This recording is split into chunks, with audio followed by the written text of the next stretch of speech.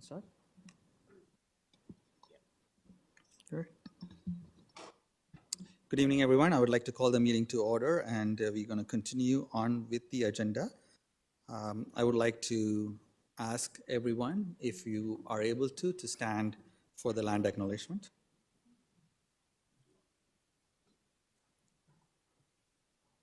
We acknowledge we are hosted on the lands of the Mississaugas of the Anishinaabe, the Haudenosaunee Confederacy, and the Wendat.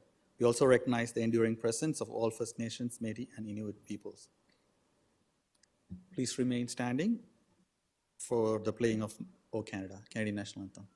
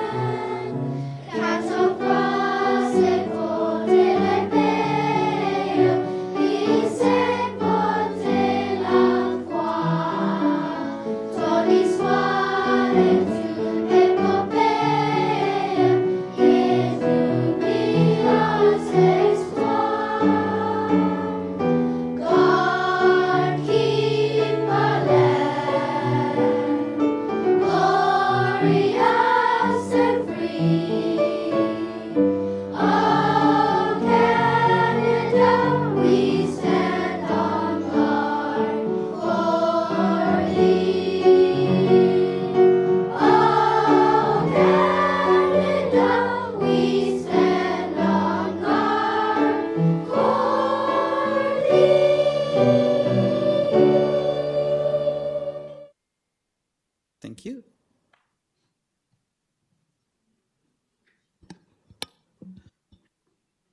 Trustees, next we move on to approval of the agenda. I would like to ask trustees if it's possible for us to move the timed item to 8 p.m. instead of 7:30 p.m. I think the items before that would require a bit more time, and we don't want that to be divided up into two parts. So if that's okay, just Trustee Laskin, are you moving that amendment? Seconded by Trustee Arts. All those in favor? Anyone opposed? Okay, that carries. Thank you very much. Now the approval of the agenda with that amendment. Can I have a mover and a seconder? Trustee King, Trustee Rajakulasingam. All those in favor? Anyone opposed? Okay, that's carried. Thank you very much. We do not have any board activities to mention at this point of time, so I'll move on to Chair's announcement. Trustees, in your agenda, you would see the letter from Trustee Rachel Cherneslin requesting a leave of absence. This is for your information. Trustee Cherneslin is contesting currently for City Councillor in her ward and has requested a leave of absence. So we wish her all the best. And in her absence, I will be the acting chair since my role as a vice chair had already been in place. So I will be bringing in remarks on behalf of the chair today. Welcome everyone to the 2025 school year's first board meeting. And I'm pleased to see a number of superintendents of education from the field here as well. Thank you very much for joining us today. It's hard to believe September is around the corner. As we step into a new school year, we are opening a new, fresh chapter filled with opportunity, promise, and of course, new challenges and obstacles to overcome. With the start of the 2024-25 school year, students and staff will soon be embracing their new routines, new classes, and new friendships. In the year ahead, our focus will be, as usual, as always been in the past, on student achievement and creating an environment where every student feels a true sense of belonging and joy. We will be dedicated to fostering an environment where students thrive both academically and socially, and where they feel safe, supported, and engaged. I'm very excited about the opportunities for advocacy and collaboration with my fellow trustees here, along with our new student trustees who are joining us today as well. Welcome. We encourage families, students, volunteer groups, education partners, and community advisory committees to stay actively involved in shaping our policies and helping shape our public education system. Your engagement is critical in driving student success and lifelong learning, both inside and outside the classroom. Regarding budget advocacy, we will continue to work diligently with the ministry and to address financial challenges. We have made strides in securing additional funding for special education and will persist in advocating for the support our schools need. Details of our advocacy efforts can be reviewed on our public webpage. I know this is something that we will continue to discuss over the next few months in this room. I look forward to advocating on behalf of our students and communities for better, significant, and sustainable funding solutions. Before I move on, I also want to say that I was fortunate to be there yesterday at the two sessions where we welcomed our administrators, operational and business leaders together, and fabulous to see hundreds of our leaders, very diverse, very engaged, very vibrant system leaders together in the room, energized to start the year. And we were fortunate to have Jesse Vente as the keynote speaker, who gave us a lot to think about how we ground our year as we do this work with also our true sense of commitment to what truth and reconciliation should look like. And so I want to thank all those folks who worked behind the scene to make sure that those two sessions went smoothly, and congratulations to everyone involved, and welcome to all of our principals and vice principals to the school year. Tonight, I'm also delighted to introduce our newly appointed Indigenous Student Trustee for 2024-2025 school year, Darian Wester, a grade 12 student at RH King. Wave if you can. Welcome.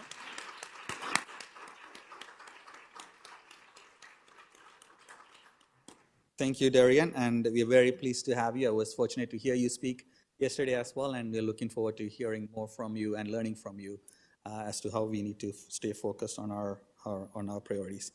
Darian will join our elected student trustees, Jenny Zing. Jenny, welcome.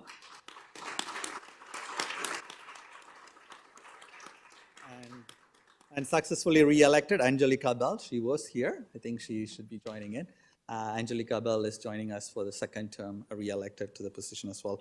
So I look forward to collaborating with our student trustees and learning from their perspectives and experience. Lastly, September 30th marks National Day for Truth and Reconciliation, as our schools will be observing and reflecting on the legacy of Canada's residential school system. I encourage everyone to participate in the events and actively plan in the events and activities planned for this important day, and take those learning to continue throughout the academic year as well. Before I conclude, we have a couple of things to do. First, I also want to, with mixed reaction, say that this is the last official board meeting that our director, Colleen Russell-Lauren, will be participating in. And we wanted to take this time to say a few words, trustees who are wishing to say a few words, maybe in a minute or so, as we want as many trustees to have a chance to say a few words to send our appreciation as you move on to the next chapter in your life in retirement. I have to say I was fortunate to be in vice chair role, to be able to interact with you over the last year and last couple of years, and it's been a pleasure learning from you and learning that the style of leadership that you bring is a lesson for everybody. The calm, composed, firm, yet very effective. And I have to say, as a trustee who was here in 2016, I saw the leadership Colleen brought to, our director brought to the childcare file, the early learning file, and admired from far, but working closely with you made my admiration even higher. I was not a trustee during the time our director had gone to Peel, and I had sent in an email saying, congratulations, but I was also sad that Toronto lost a great leader in education, so I was fortunate to be back to serve this time. I have to say that the impact, TDSB and Toronto is lucky to have most of your educational journey in this city, and the impact and the legacy you're leaving behind is phenomenal. I know in education right now, there's nothing called retirement. so, so we will hopefully see you in some way or the other, still impacting us. But even if you don't, you have left behind such a big legacy and the foundation that you are going to continue to have impact for centuries to come with your work that you have put into this system. So thank you very much. And I don't want to take up too much time because I know other trustees would like to also say a few words. So maybe we'll start with the speakers list to have other trustees. Trustee Laskin, and we'll move on to the speakers list. So that I have actually something to say because of everyone. I've had the privilege of working with you, Colleen, for many years in a variety of different roles. But what I really want to say is I think you should take heart that the next president of the United States is leading with joy, that she got that from you. And that's tremendous influence to have. Thank you so much. Trustee Rajakulasingam. One thing I learned as a TDSB student was to never put your back towards the person you're speaking to. I do know better, but just because I think it's important for us to reflect not just to Colleen, but to one another about what a fantastic leader looks like, what they embody, and what we have hopes for the future of the school board. So I always envisioned sharing the story during my last board meeting, not at a point where it would be Colleen's last board meeting. I remember 6 years ago, I had just won my first election with some folks thinking I wasn't old enough or experienced enough to be a trustee. And while I never doubted my abilities to represent the community, I have to admit I was so nervous for my first orientation at Rotman. So I entered orientation and was greeted by the then AD of Equity, Wellbeing, Early Years, Engagement, and School Improvement. And that was the first person to greet me, and that was Colleen. And I remember just thinking, wow, there's a person dedicated just to equity at the school board. And for someone that was so passionate about social justice and building equitable school systems, I was intrigued by the role Colleen had to play and excited to hear about what that role was going to be about. Over the next year, I was still finding my voice in this boardroom. And I guess the teacher in Colleen recognized that maybe I was someone that just needed a little bit more empowerment. And she would often check in on me. And when Colleen was moving to Peel, it kind of felt like your favorite teacher was moving or retiring, and she definitely left a void. A few years later, as a member of the previous director search that led to her appointment, I really got to hear an objective perspective of how Colleen was as a leader. And one of the words that I kept hearing about describing her was integrity. And that was Colleen's leadership. Colleen came back to the TDSB, and it was really exciting. I kept reflecting on what it would mean to young Black girls and racialized girls to see Colleen in that position. It hasn't been easy. Despite her strong leadership, as many racialized women in leadership positions, especially as Black women, they are often undermined, and her job has not been easy.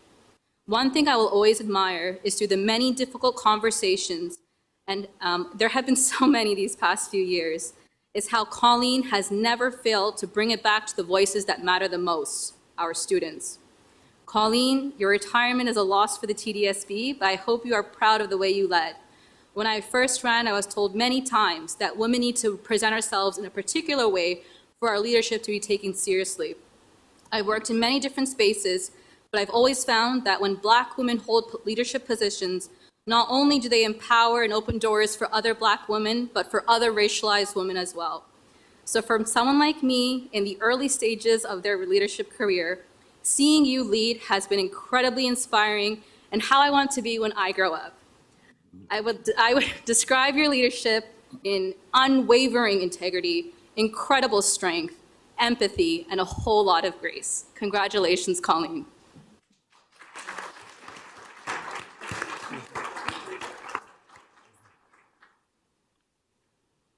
Trustee McLean. Thank you, and through the chair. It has been an honor to work with you, Colleen. It is, on a personal note, I'm always appreciative for the time, anytime I've I've reached out. You've always made time, fit me in, knowing that it was going to take me 5 minutes to say hello, and and always kind of expanded on the time that you had created. It was really, I've had the ability to be in school environments when Colleen speaks to students. And when I was there and present, she always talks about her roots in the system in Scarborough. And I got to see the reaction from the students that were present. And it's one thing for us as adults to talk and try to inspire students and children, but when they get to see it firsthand and they get to see that their aspirations and everything is possible, it is possible to go from being a student to rise through the ranks, ultimately to the leading position of leadership in the TDSB. And it was just cool to see that realization on the students. So you made a tremendous impact.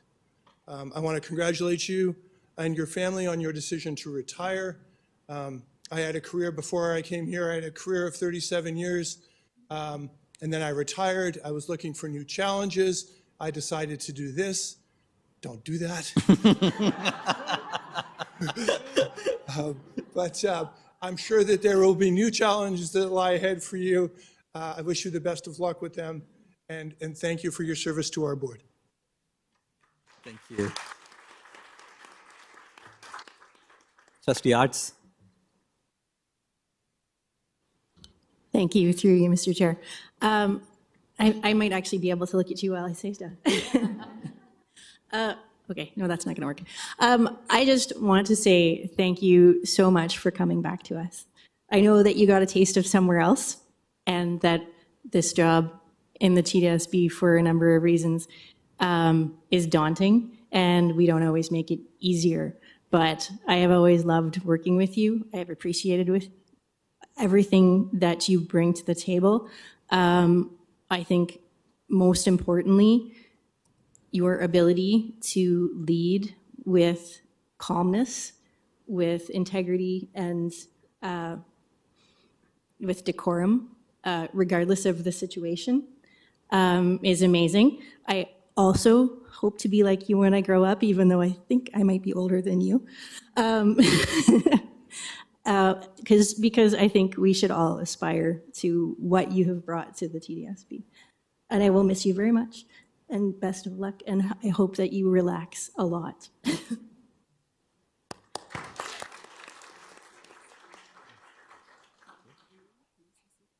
Trustee Williams. So, Colleen Russell Rollins, I'm choking back the tears watching you leave this board.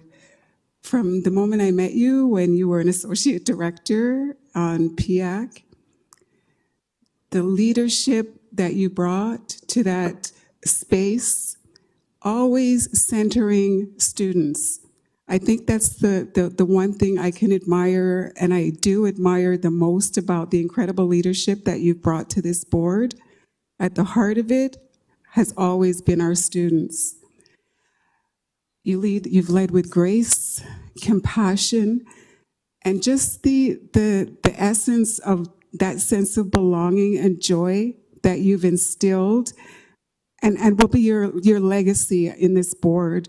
Those concepts, those beliefs, I can't tell you how much I've appreciated knowing you, appreciated the leadership that you've brought to the Toronto District School Board.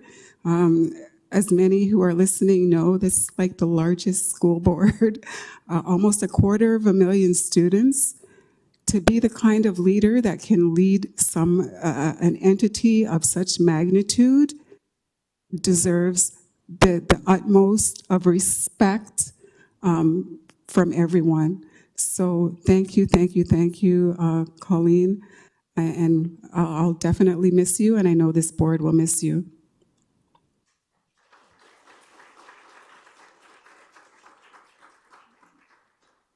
Thank you. Any other trustees to say a few words? Go ahead, Student Trustee Angelica Bell. So to share a few words about Colleen, I'll speak from the perspective of a student that has been watching you, the way you move around the space, the way you command the room, yet even in silence, yet with so much voice at the same time, is truly admirable. I truly do look up to you from a personal sense. Just the work that you've been able to do all across our board, and again, that impact you've been able to make is something that I look up to and hope to grow to be able to do as well. I think that there's only a pocket of leaders that are truly able to put themselves in the foot of the individuals that they lead. And I think the way you lead is tied into the word empathy. And you really give the word its meaning, the ability to put yourself in the shoes of others, in the shoes of your students. I truly look up to you based not only on your intersectionality as also being a Black woman, but also being a person in general. You've been able to not only dismantle that intersectionality, but lead just by being you, Colleen. And that's something that I look up to and hope to be able to do in the future, being able to be identified as a leader. Because when I look at you, I see a leader, not only a Black person, not only a woman, not only an individual that wears glasses, but I see you as a leader.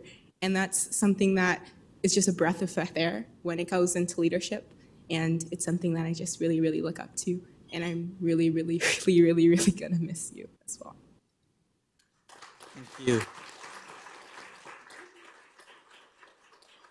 Thank you, Trustee King. Thank you, through you, Chair. I think that one of the things that you know about me is I love words. I'm a crafter of words. And this is one I don't have words for. It's very hard to put together all that is Director Russell Rollins, from your grace, your integrity, your leadership, your kindness, your humanity, to everything that we have heard from everyone here. So instead of crafting my own words, I've borrowed a couple of words that I'd like to share, and they're the same words that I shared at our graduations at the end of this school year. I think they're as fitting for everybody here as they are for our school community. So in the words of Marian Wright Adelman, who is an American civil rights activist and children's rights advocate, education is for improving the lives of others and for leaving your community and your world better than you found it. Colleen, that is what you've done for us. Thank you, thank you, thank you.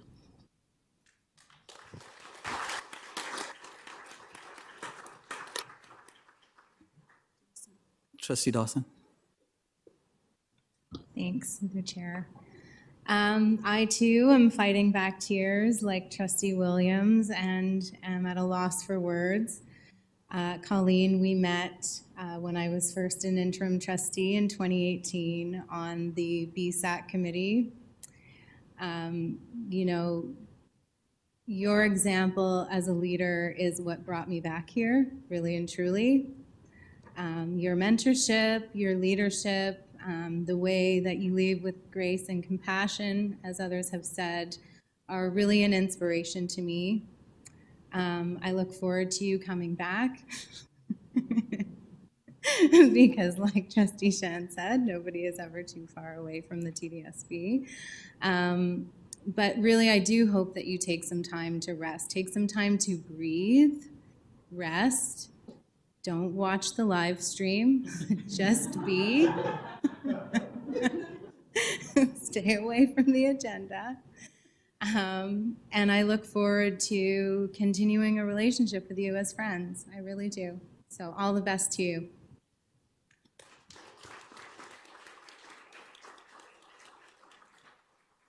Thank you. Thank you, trustees. We have a small presentation to give our director. As many of you know, it's customary for TDSB to present a bell to those who are retiring. As you know, there used to be bells that are used like this to let people go home at the end of the school. So this will be presented, and we have a flower bouquet on behalf of all of the trustees to be presented. So I think if our communication directors or someone can take a picture for us, and all the trustees, please join. I know it'll be a crowded picture, but let's take a picture together.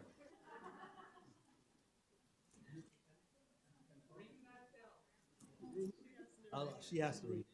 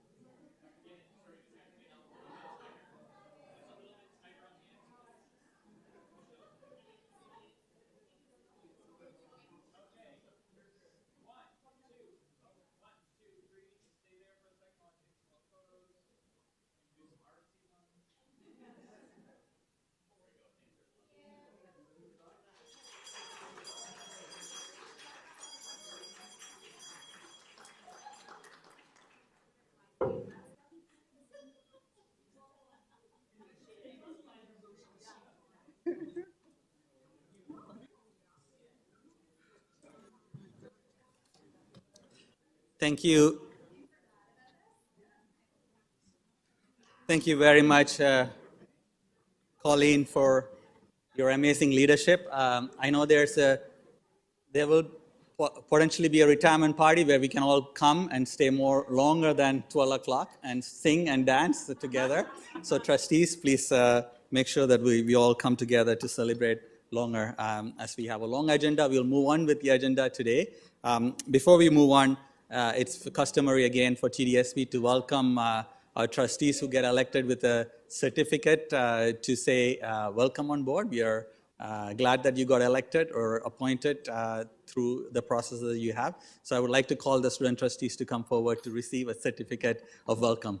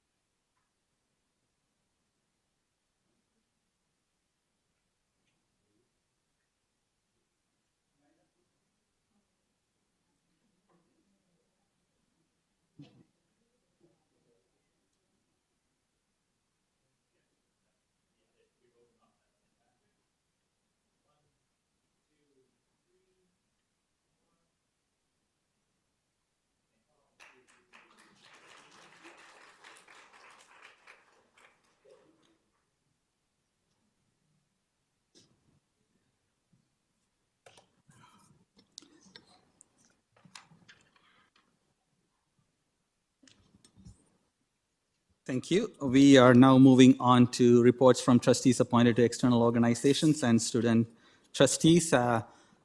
Anyone appointed to external organizations would like to go ahead, Trustee Dawson?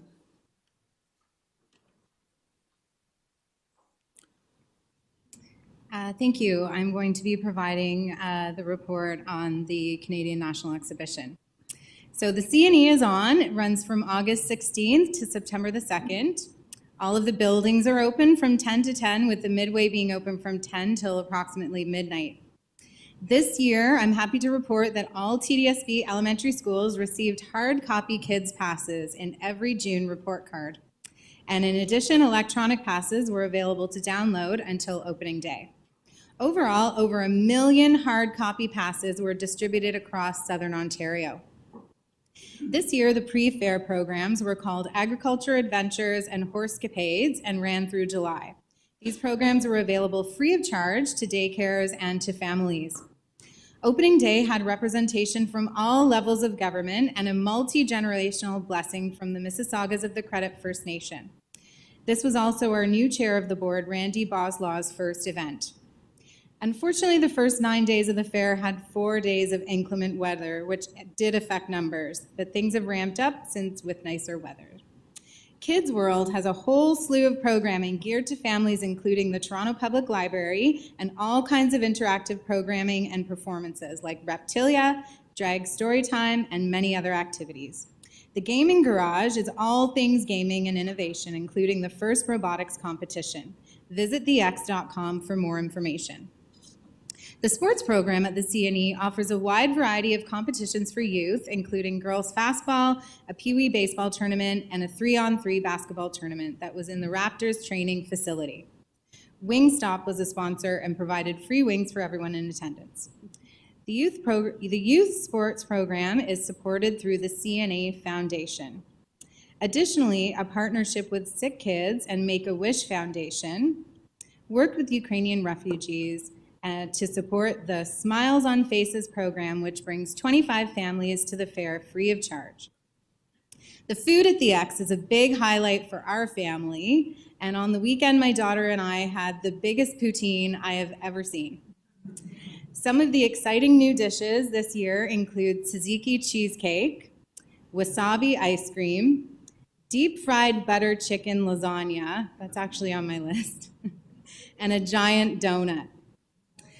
The CNE is a nonprofit organization and agricultural society in existence for 145 years. And this year, similar to years past, the Labor Day Parade wraps up at the CNE with the labor unions coordinating discount admissions for participants. So let's all go to the X. Thank you. Trustee Patel? Thank you, Mr. Chair, and good evening, trustees. I'm here today to give a committee report regarding TSTG. As you all know, that school year is coming up, and in your blue folders, there are 3 different letters in there. One is about a letter went out from TSTG. Another one is, it's our regular letter we send every year, but it's a fact sheet. It's very important for all trustees to keep handy with you, because parents are definitely call you within first 2 weeks. And there's another 3rd report which has some driver summaries in there, and where we stand on drivers from each carriers. The good news is that we have a very good number of drivers this year, and we anticipate there will be no issues. But again, the school year has not started. We always see these numbers, and we had made sure with our team that we don't face that difficulties anymore. So saying all this, if you guys have any questions, I'm here. Craig Snyder is here. He's part of our TSTG. Dennis Hastings is here. So if you have any questions, I'm here to answer. Thank you. Thank you, Trustee Patel. Trustee Rajakulasingam. Thank you, through the chair. I wanted to just share a brief update on the City School Board's Advisory Committee. So we had a meeting in June, which Trustee Shan and I attended.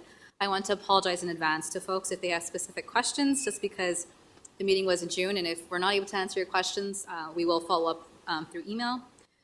In the June meeting, I was happy to take on the position of Vice Chair, and I just want to go through a number of items that we spoke about and provide a brief summary. So the city's facility master plan is now adopting a cricket strategy, recognizing that cricket is one of the fastest growing sports in the city.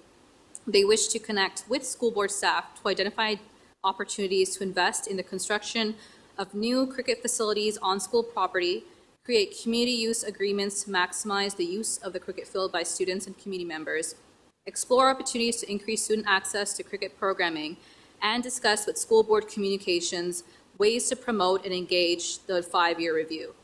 So we shared that we're happy that engagement and different consultations are happening, but we shared to the city to please look at which voices are not being captured via surveys.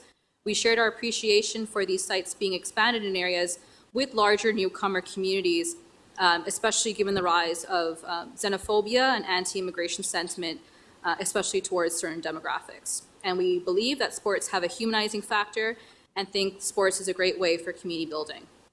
On the topic of education development charges, the City Council had requested that the Toronto Catholic District School Board review their EDC bylaw to align with the city's development charges. And they also requested that the province of Ontario to amend the Education Act to add secondary dwelling units. So we use this as an opportunity to share that the TDSB should be able to charge EDCs to help support urgent school infrastructure needs and reduce overcrowding in high growth areas. While many of our schools are over capacity as a result of significant residential intensification in certain areas, there are a lack of sufficient space in local schools, and that it has forced the TDSB to adopt different accommodation strategies to manage enrollment in these areas. So we reaffirmed our need to have access to EDCs and share that though it won't reduce the need for a new provincial funding strategy, it could potentially generate a revenue of approximately $7 million over the next 15 years, which would help us meet growth-related infrastructure.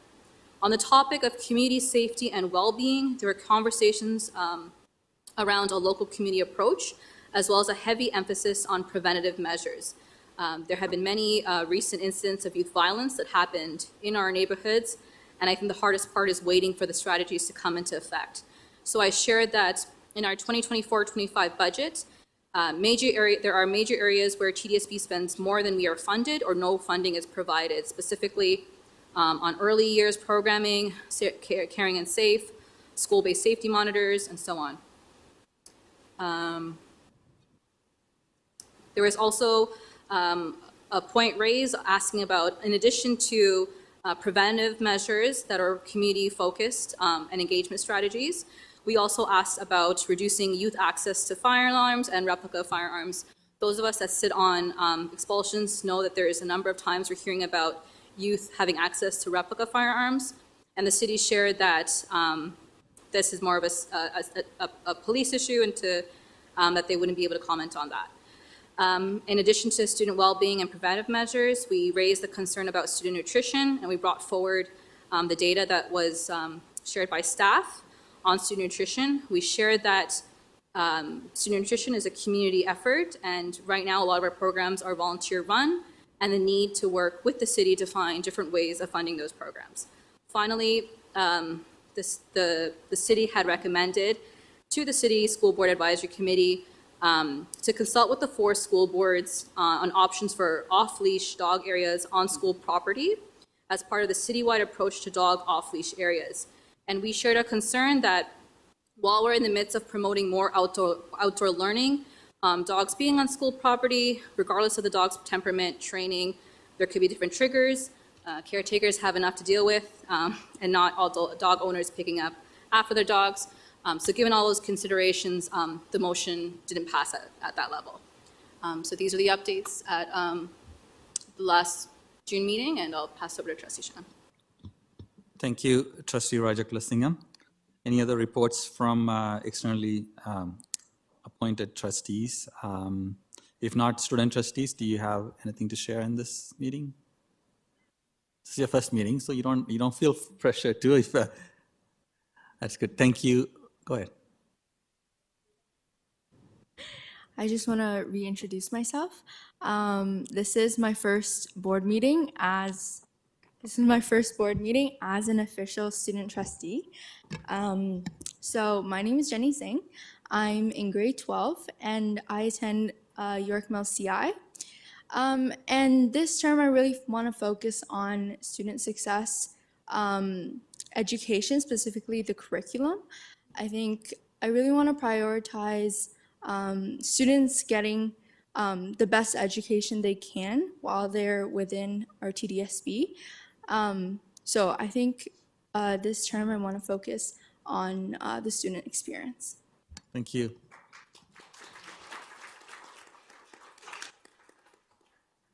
Go ahead. So, hi, I'm Darian Westra. I represent RH King Academy. I am a grade 12 student, and I am the new Indigenous Student Trustee. I will be following Jenny's, whatchamacallit? Sorry, I forgot the word, format. I will be focusing mostly on the Indigenous aspect of, I don't know, sorry, it's a little nerve-wracking being in here. It's my first board meeting, but I will be focusing, I'll try to implement more Indigenous languages being taught. Firstly, I'll try to get it into the elementary aspect. Depending on the language, I haven't really decided on which language, but probably one that's more spoken down here, as, you know, it wouldn't make sense to teach Indigenous students up north, Oneida as an example, when the local main language is Anishinaabe, but that is one of my proposed ideas.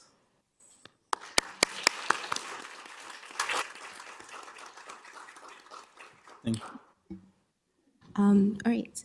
So, hello, everyone. This is I don't know what number, but I would say this is my second term as a student trustee, and I'm privileged to be back here in this space. In terms of what I hope to do for next year, it really ties into the idea of moving forward more so towards motion and policy-based making. So that piece ties into all the consultations that I did last year with many of the trustees sitting in front of you and their wards in particular, and then more so translating that to action here on the board floor. I feel much more comfortable here in the space, and I'm sure my co-hosts will feel much more comfortable as they go throughout multiple different board meetings and late-night conversations. And because of that, I feel more open to be able to speak up here on the board floor. So hopefully you might see my hand pop up a little bit more, and then just be able to translate their words to action as well when it comes to equity, financial literacy, and different policies tying into this.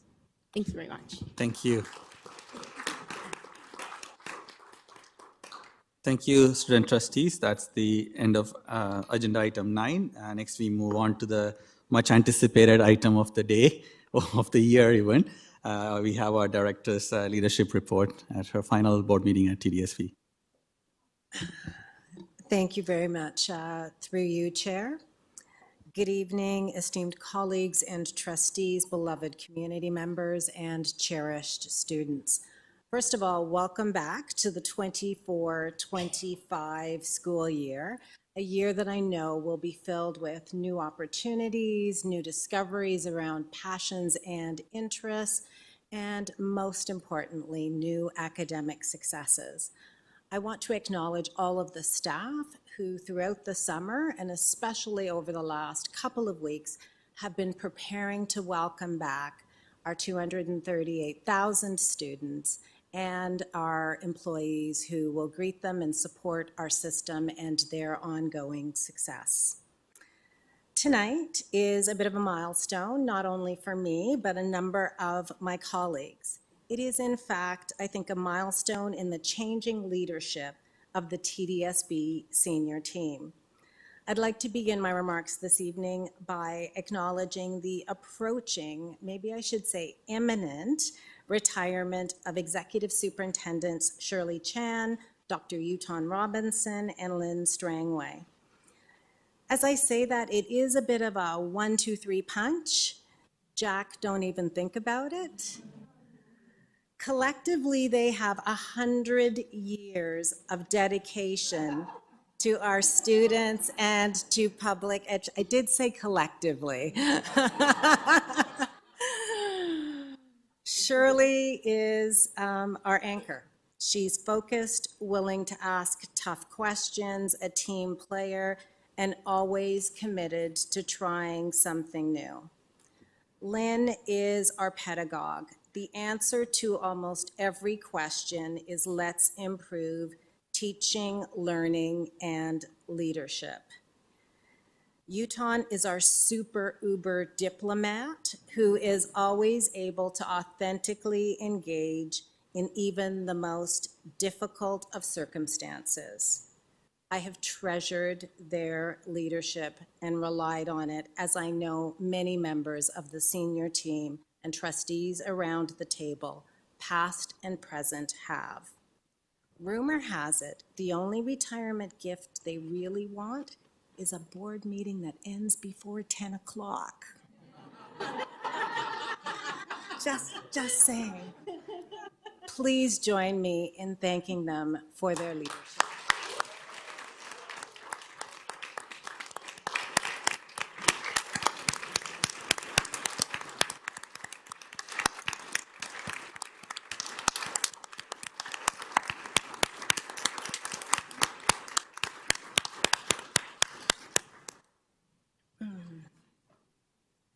As I stand before you tonight at my final board meeting, I'm overwhelmed with gratitude and pride.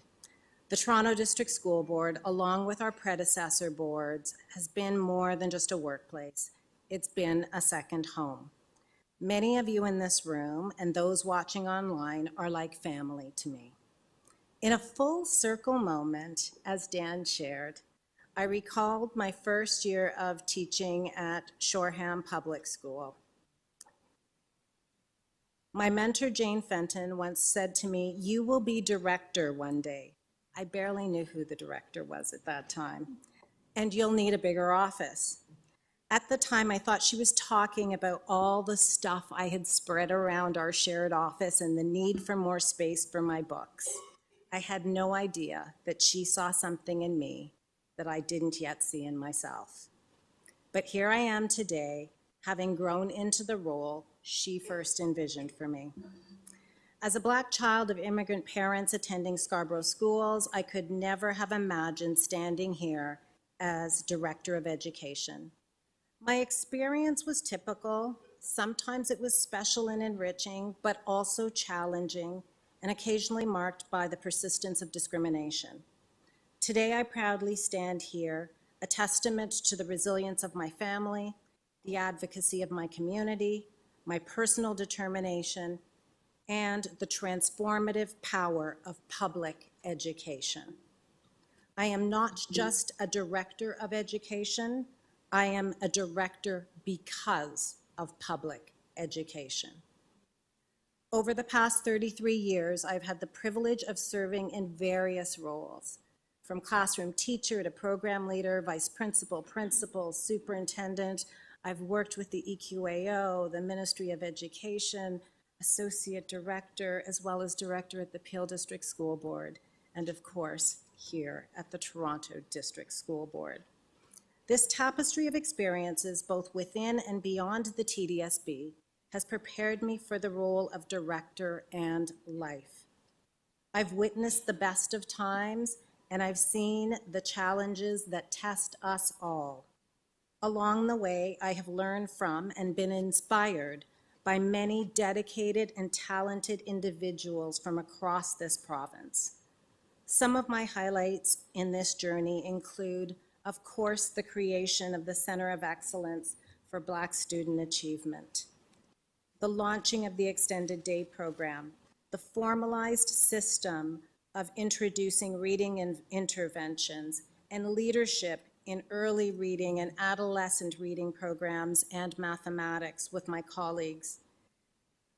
I am glad to have been part of the team that supported improvement and achievement from 100 schools with lower achievement to just 4 schools in the TDSB in a few years.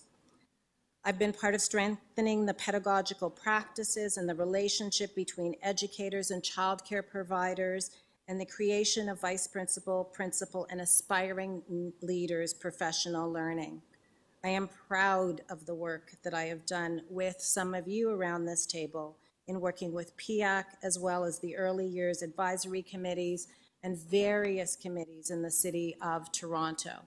I could go on. My time in schools remains closest to my heart. It is there that I learned the most from my students, their families, and colleagues, many of whom have become lifelong friends. There's wisdom that can be learned from teaching very young children. As a teacher, you often have the opportunity to teach siblings.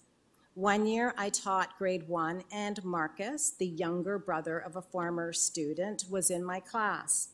On the first day, Marcus arrived and pointed at me, and he said, "I'm here to see you." I didn't really know what that meant, but I felt kind of special. On day 2, after lunch, Marcus came in and said, "I'm back." I didn't know whether he knew it was not an option for him to not come back, but he said it every day for over a month. One day I asked his mother, "Marcus always tells me that he's back after lunch." She said, "It's because he heard you tell his sister that her presence in your classroom was a gift. He is giving you a gift." Similarly, when I was a principal, I had the opportunity to receive a thank you card on my desk on the last day of June. It came from a parent with whom I'd had tremendous interactions.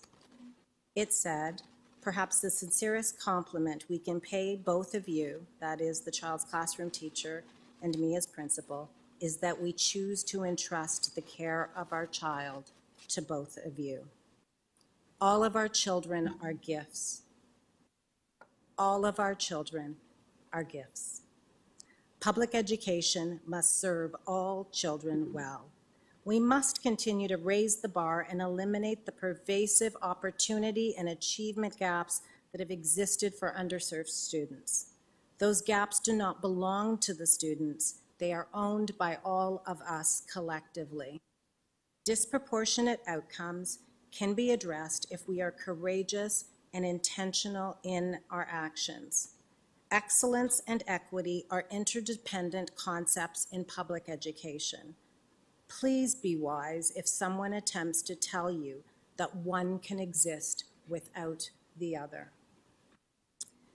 Throughout the years, we've worked tirelessly to build a TDSB that embodies academic excellence, respect, belonging, equity, anti-racism, and student achievement. We've faced challenges, celebrated successes, and together we have transformed lives. I've witnessed students rise above their circumstances, find new passions, and achieve greatness, a testament to the power of education and the resilience of our community and the devotion of many staff. There is still work to do. I hope that you will stand united against all forms of hate and racism. As it changes, as it shifts, it's still impacting our students each day. We can choose to lead this province in how we create spaces of belonging and care for all of our students. And as you know, I would say joy, belonging, and engagement are the foundation for student success. Please indulge me for a few minutes more. I'd like to express my gratitude and then conclude with some advice. Nothing significant in education is achieved alone. We are blessed with some of the most experienced, qualified, and dedicated teams in this province. As I told over 1,400 business and operations leaders, principals, vice principals, and system leaders yesterday, our students and staff have been my guide and my inspiration. They are the reason I came home.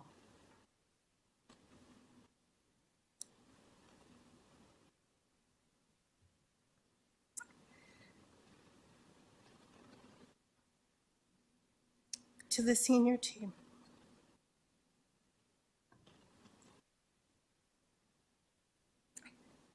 these are difficult times to be a leader in public education, given the winds of polarization, disrespect, and many competing demands.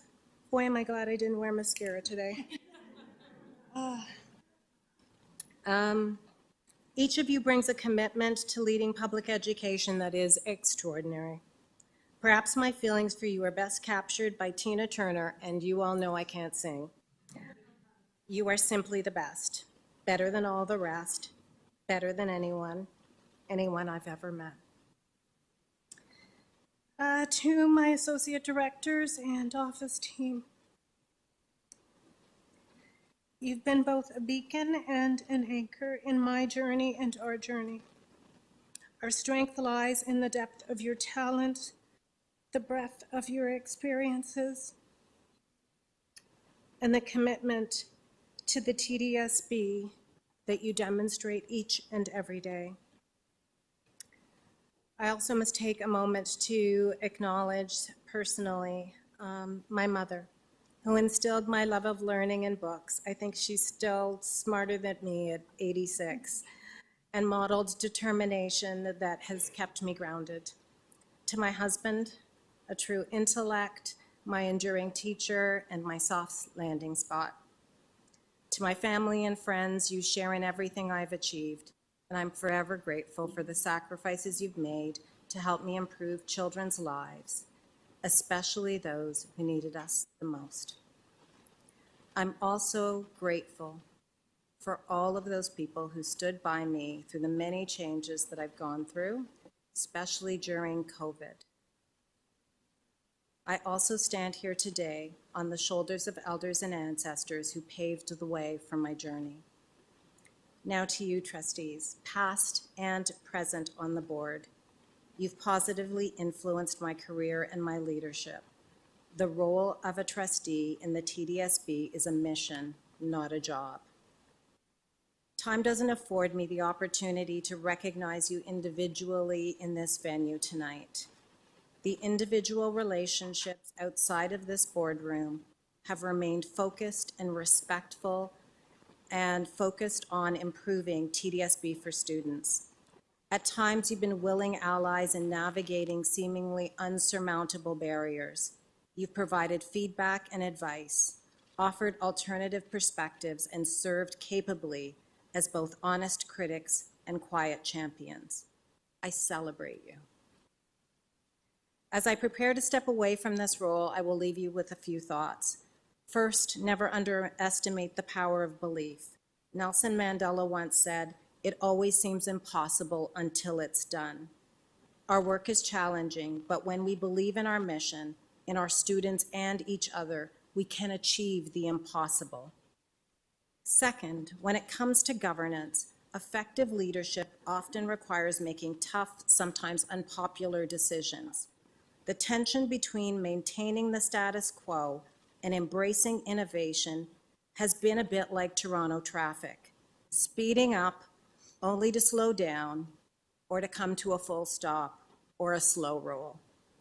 It's been this way for decades, whether due to legislative or budgetary constraints, fear of change, or tradition. Remember, old keys won't open new doors. Don't be afraid to try new keys. They may open doors to brighter futures for our students. To the board, you set the tone for how bridges are built between and among school communities, including staff. You are the architects of a culture of respect, dignity, and understanding, especially in times of discord and disagreement. What occurs in this boardroom lays the foundation for a culture of belonging at the TDSB. Your leadership has the power to shape the course of public education, not only at the TDSB, but well beyond the city limits. Finally, let compassion and evidence be your guide. The Dalai Lama once said, "Love and compassion are necessities, not luxuries. Without them, humanity cannot survive." In every decision, let empathy lead the way. And if all else fails, remember caffeine and chocolate also work wonders. I call upon each of you, teachers, administrators, parents, guardians, caregivers, staff, our union and association partners, students, leaders, community members, to carry the torch forward.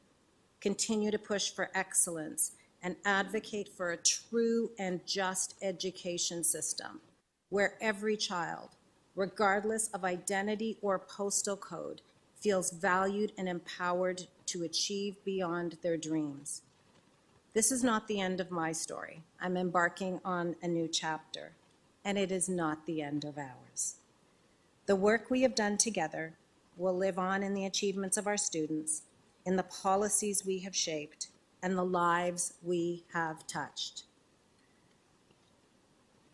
Before I take my leave, I do so with a full heart of hope and confidence, knowing the TDSB will continue to shine as a beacon of what is possible when a community comes together in love, determination, courage, and ethical action. Our children are watching. Education is the most powerful tool you can use to change the world. That was said by Nelson Mandela. Let us continue to wield that tool wisely and change the world, one student, one classroom, one school at a time. I am proud to have served as your director. Thank you, and may we all continue to rise together.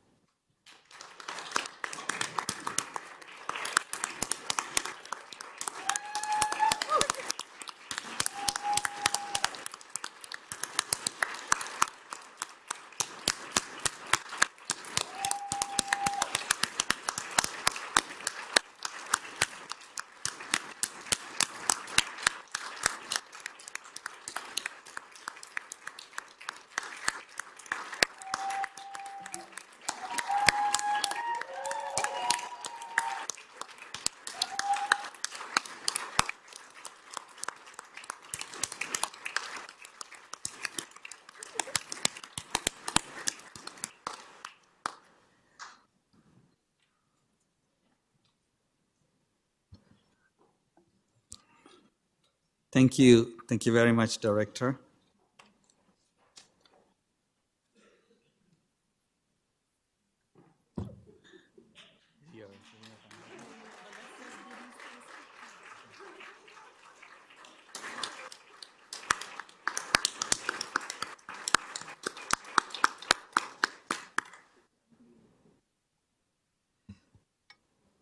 Thank you.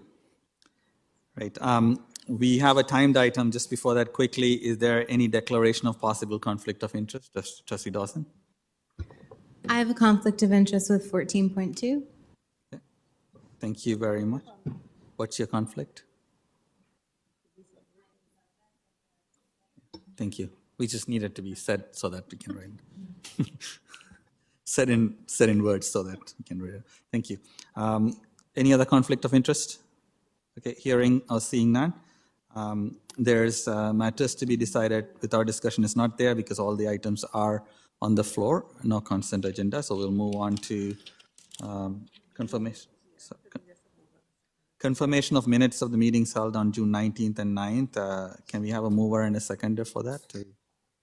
Trustee Laskins, Trustee McLean. All those in favor? Anyone opposed? Okay, that's carried. Now we move on to the timed item. This is the report from two parts to it. One is the report, annual report from the Integrity Commissioner, and then the Code of Conduct related matter as well. So we'll start with 14.1, Integrity Commissioner's annual report. I think the Integrity Commissioner is online, virtually, joining. Go ahead, Integrity Commissioner.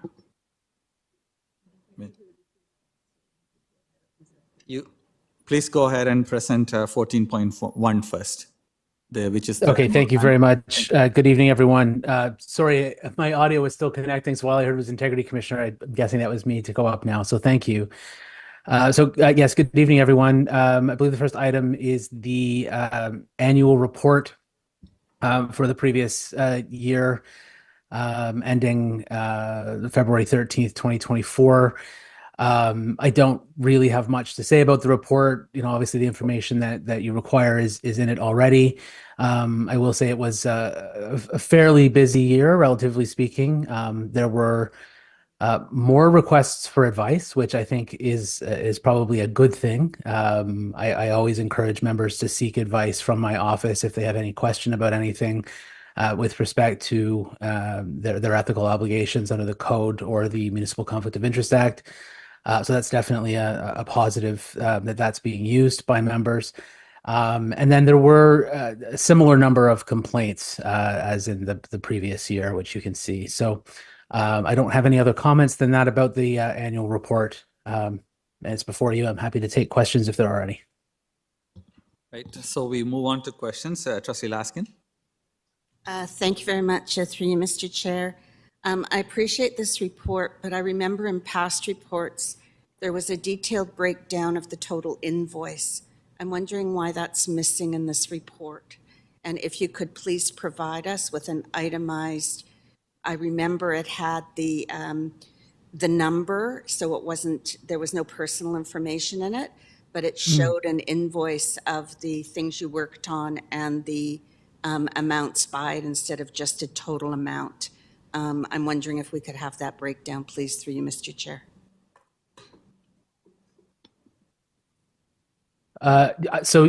Yes, I noticed that that's not on there.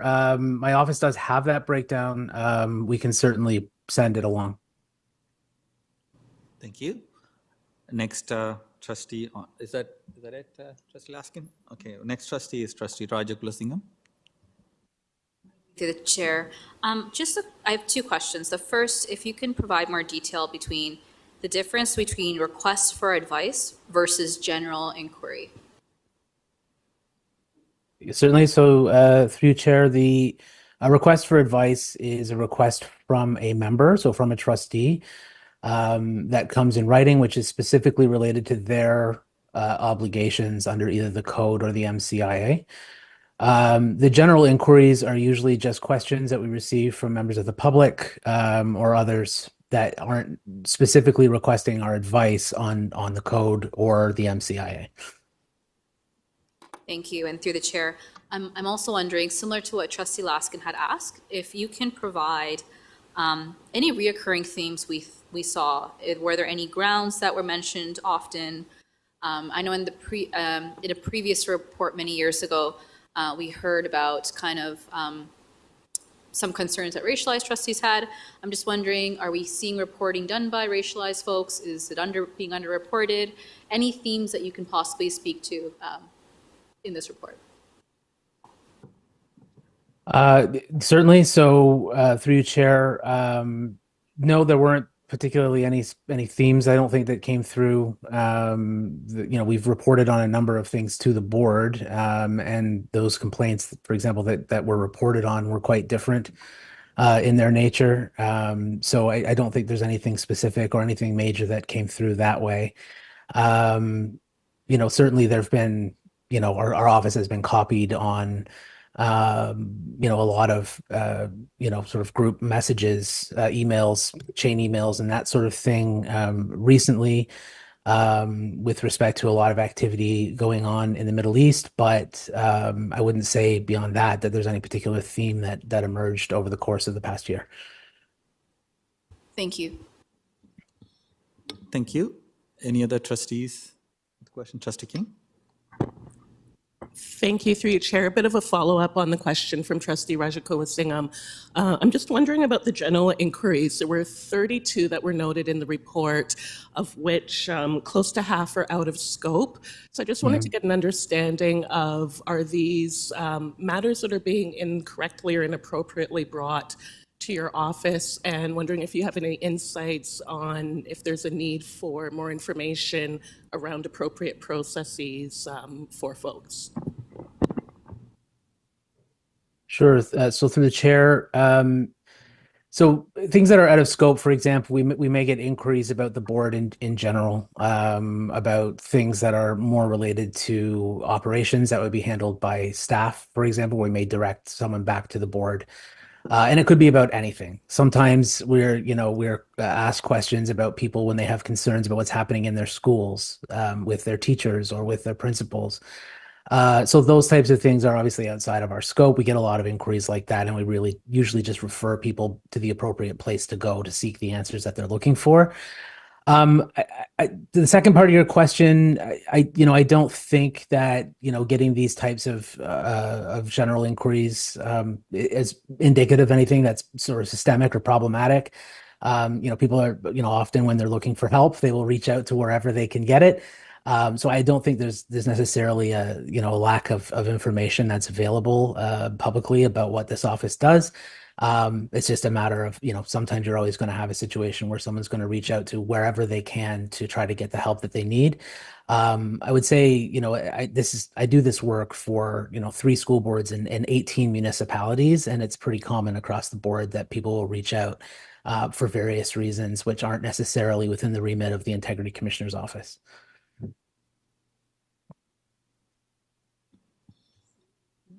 Thank you, Trustee King. Any other questions from any other trustees? Seeing none, can I have a mover and a seconder to receive the report? Trustee Rajakulasingam. Trustee Didavidis. All those in favor? Anyone opposed? Okay, that's carried. Thank you. We now move on to 14.2. We'll go back to the Integrity Commissioner to introduce the item. Yes, thank you. So through Chair, this is a report on a complaint that my office received. The investigation was carried out by my delegated investigator, Ellen Fry, who is also an Integrity Commissioner in Ontario here, and does a lot of work with me in our office. Investigator Fry, as I said, did the investigation and produced this report. We worked together on completing the final report before you. A number of issues were raised in the complaint as detailed in the report. Our process is detailed in the report, so the steps that we took for the investigation, what we looked at, and our analysis. And we did find, of all the things that were reported to us, we did find that one of them, in our view, represented a breach of Section 6.10A of the code, which we recommended as a finding to the board. We did not make any recommendation as to penalty. Thank you. Any trustees would like to speak on this item? Trustee Dawson? Thank you, through the chair.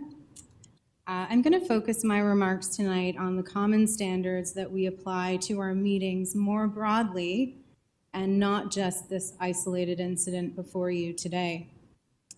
The application of the Code of Conduct, Section 6.10A, cited in this report, hasn't ever been used in this way, and arguably even known that it could be used in this way against trustees. Expressing compassion and asking delegates whether they have accessed TDSB's unbiased, publicly available processes, such as our human rights reporting process and our racism, bias, and hate reporting portal, is a common practice on this board and is a direct example of serving our communities in a constructive, respectful, conscientious, and diligent manner.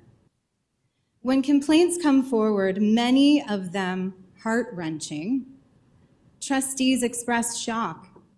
Is that now outside of the Code of Conduct? I know in my heart, trustees, that all of you ran in the election due to a strong belief in the value of publicly funded education and a passion for supporting student success. If trustees vote to accept this report, not only will it set a dangerous precedent of censorship, what will it say to our students who want to delegate? We are always saying that student voice is paramount to our decision-making. When our delegation process is already intimidating enough for children, and they are children, how many kids do you think will want to participate with the knowledge that they could get trustees in trouble for simply speaking their truths? I do acknowledge that what we hear is one person's experience, and there may be multiple sides to what we're hearing. That's why we have unbiased processes in place to assess these kinds of situations as a whole before passing judgment, such as, again, the human rights process and racism, bias, and hate reporting portal. These processes are publicly available and fall outside the purview of trustees. We are not here to be judge and jury, but we are here to equip the public, and most especially our students, with the tools and information that they need to navigate the system, including how to escalate a complaint. In closing, I ask you to reject this report on the grounds that I did not breach Section 6.10A of the Trustee Code of Conduct, and that the consistent application of the Code of Conduct in this manner sets a dangerous precedent for all trustees' future actions on our board.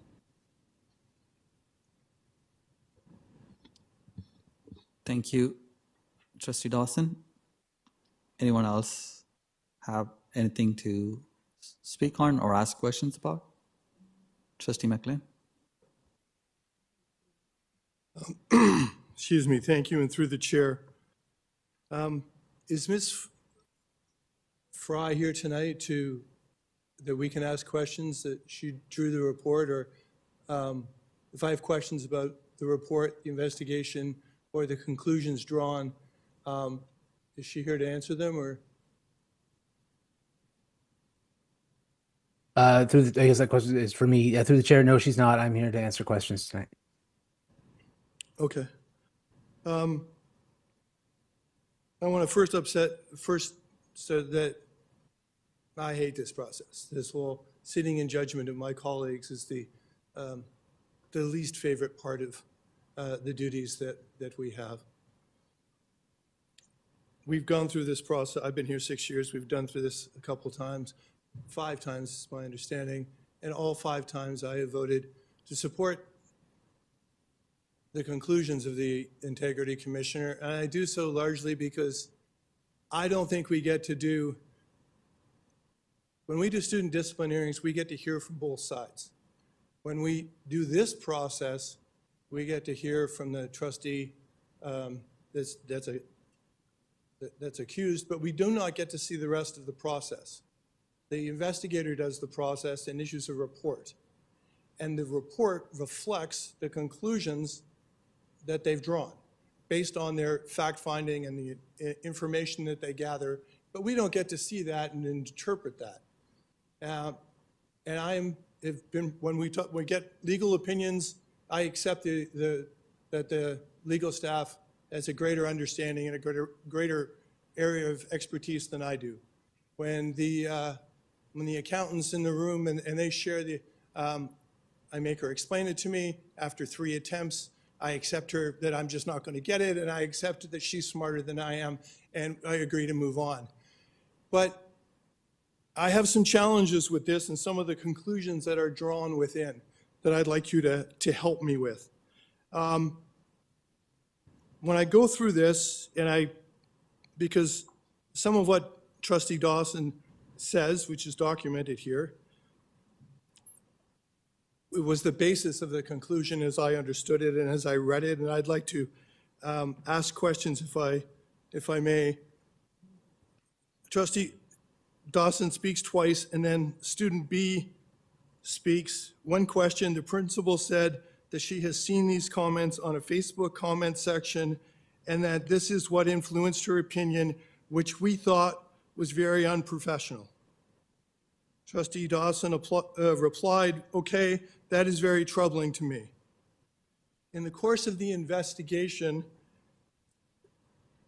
did you or Ms. Fry speak with Trustee Dawson and ask whether what she found troubling was A, the comments that were being attributed to the principal, or B, the fact that the students had the perception that they had been dealt with unprofessionally?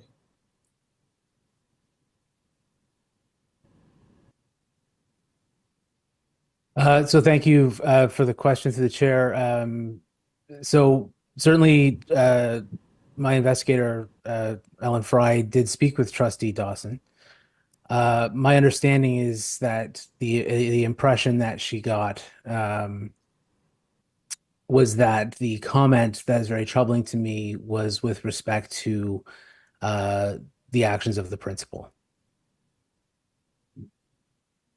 Now, Trustee Dawson may wish to weigh in here on the conversation that she had, but that was the understanding that I had from Investigator Fry. She doesn't get to do that while I have the floor, is my understanding. No. And I'm going to ask again, I'd ask the chair to stop the clock because I'm going to rephrase the question because I don't believe that the question was answered. So I'm going to ask again, did you or the investigator check back? Because the comment makes 2 references in student B's comment, and the trustee made a singular comment that she was troubled by what she heard. I'm asking whether you sought clarification from the trustee regarding the manner, which of the 2 things that the student described, whether that she found to be troubling. So through the chair, I did not conduct an interview with Trustee Dawson, so I personally did not seek clarification during that part of the process. As I said, my investigator had that impression, and she did conduct an interview with Trustee Dawson. I would also add that a copy of this report was provided to Trustee Dawson, who had an opportunity to respond to it. And so if there was something in here that was reflected that was inaccurate, Trustee Dawson did have an opportunity to address that with our office before this was released to the board. So if there was something that was inaccurate, there was an opportunity for that to be addressed when the draft was sent to Trustee Dawson.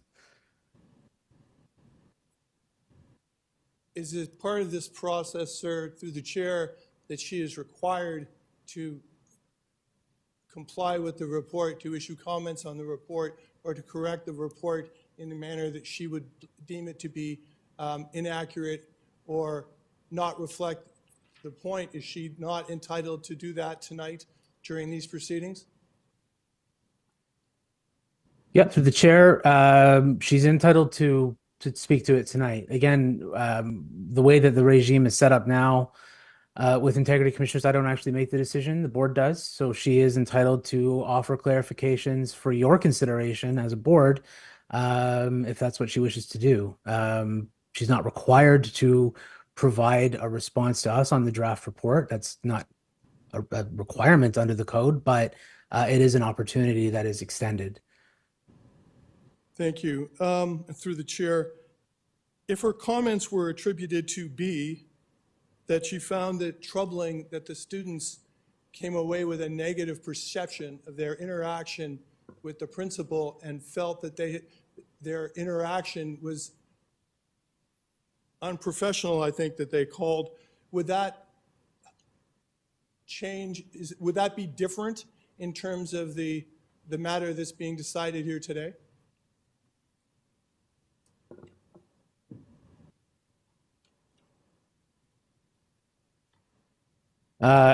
Sorry, can you rephrase the question for me? I'm not totally sure I understand. And again, I'm running out of time, so I prefer that if, Yeah. what, I'm 6'2", we should buy taller mics.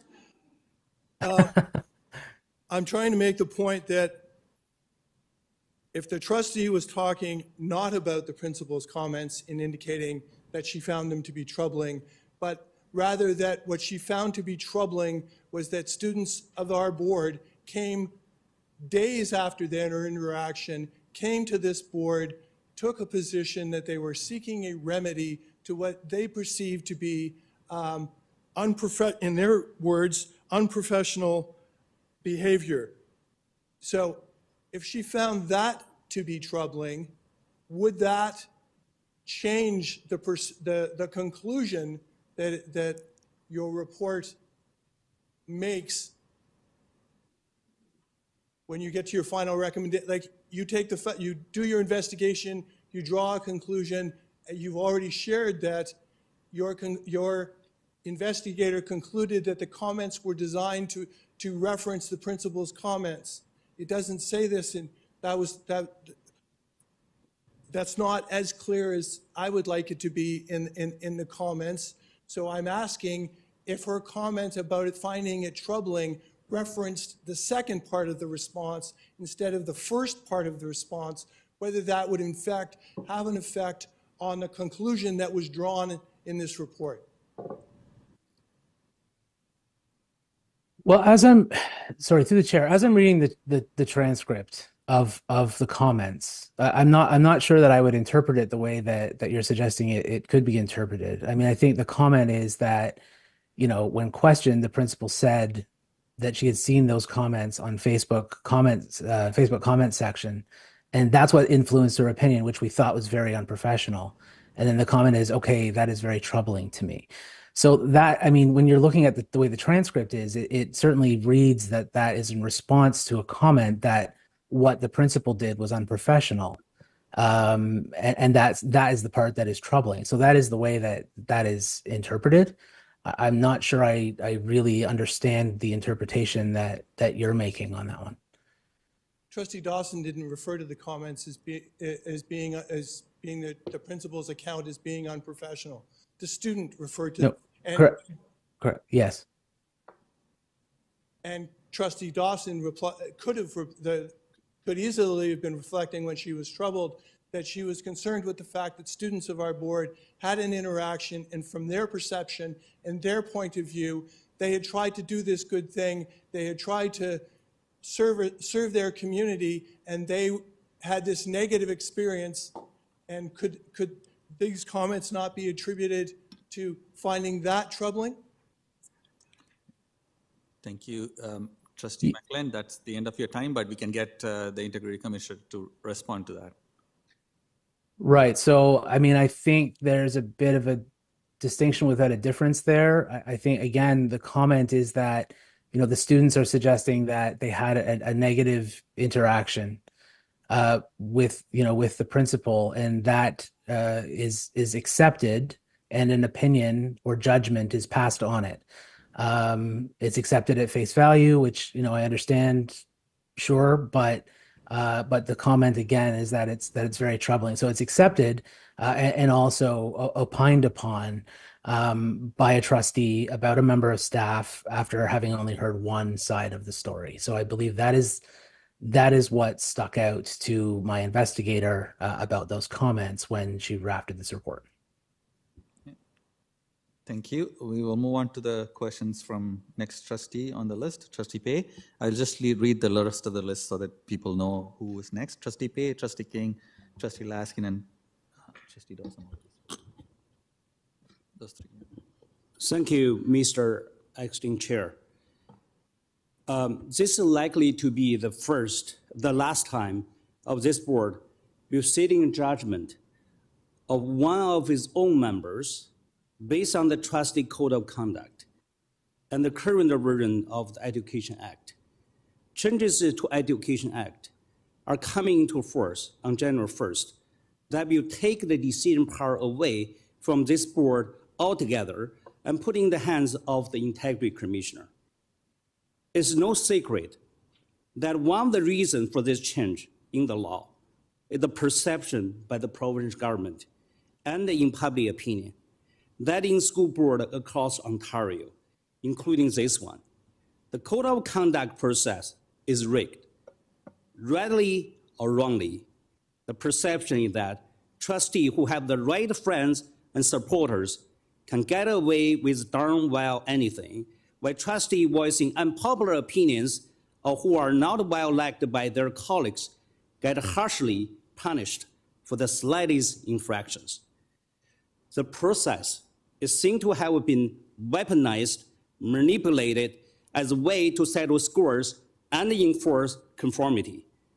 The year before I was elected, our colleague Trustee Luke Rotman was on the receiving end of an investigation report ghostly written by a biased investigator with a partisan agenda.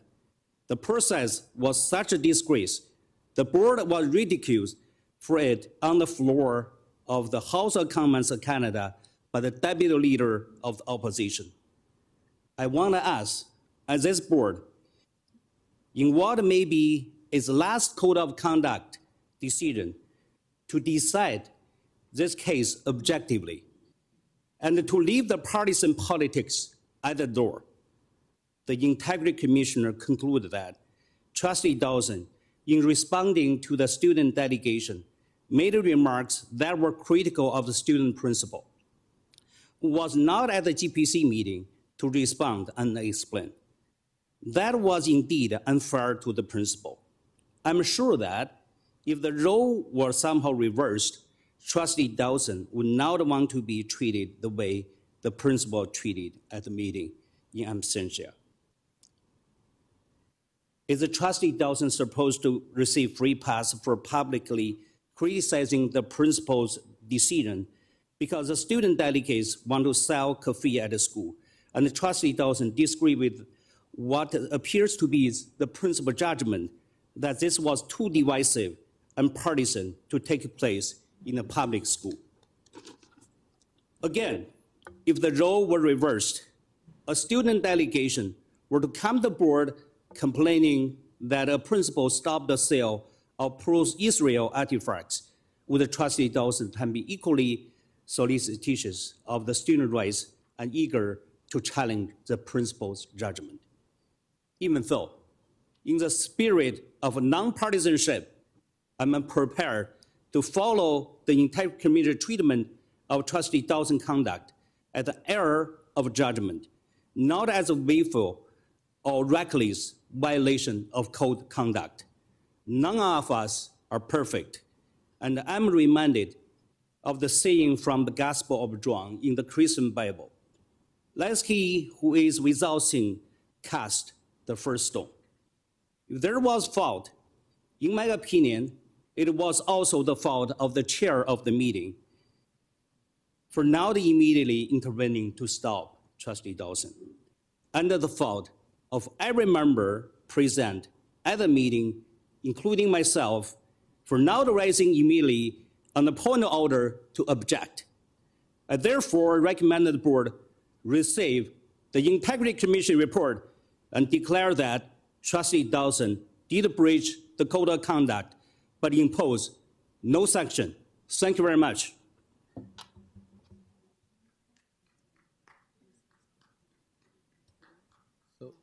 Thank you. We would like to move on to the next. Did you move on? No. There was a statement. It was not a motion. Okay. To receive the report, but no sanction. Oh, you're moving to receive the report is the one that's, so you're, okay.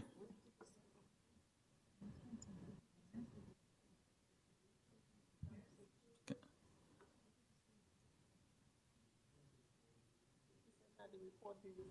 Is there the motion that is on the floor is to A, receive the report, B, Trustee Pei, no sanctions? That's correct. No sanctions.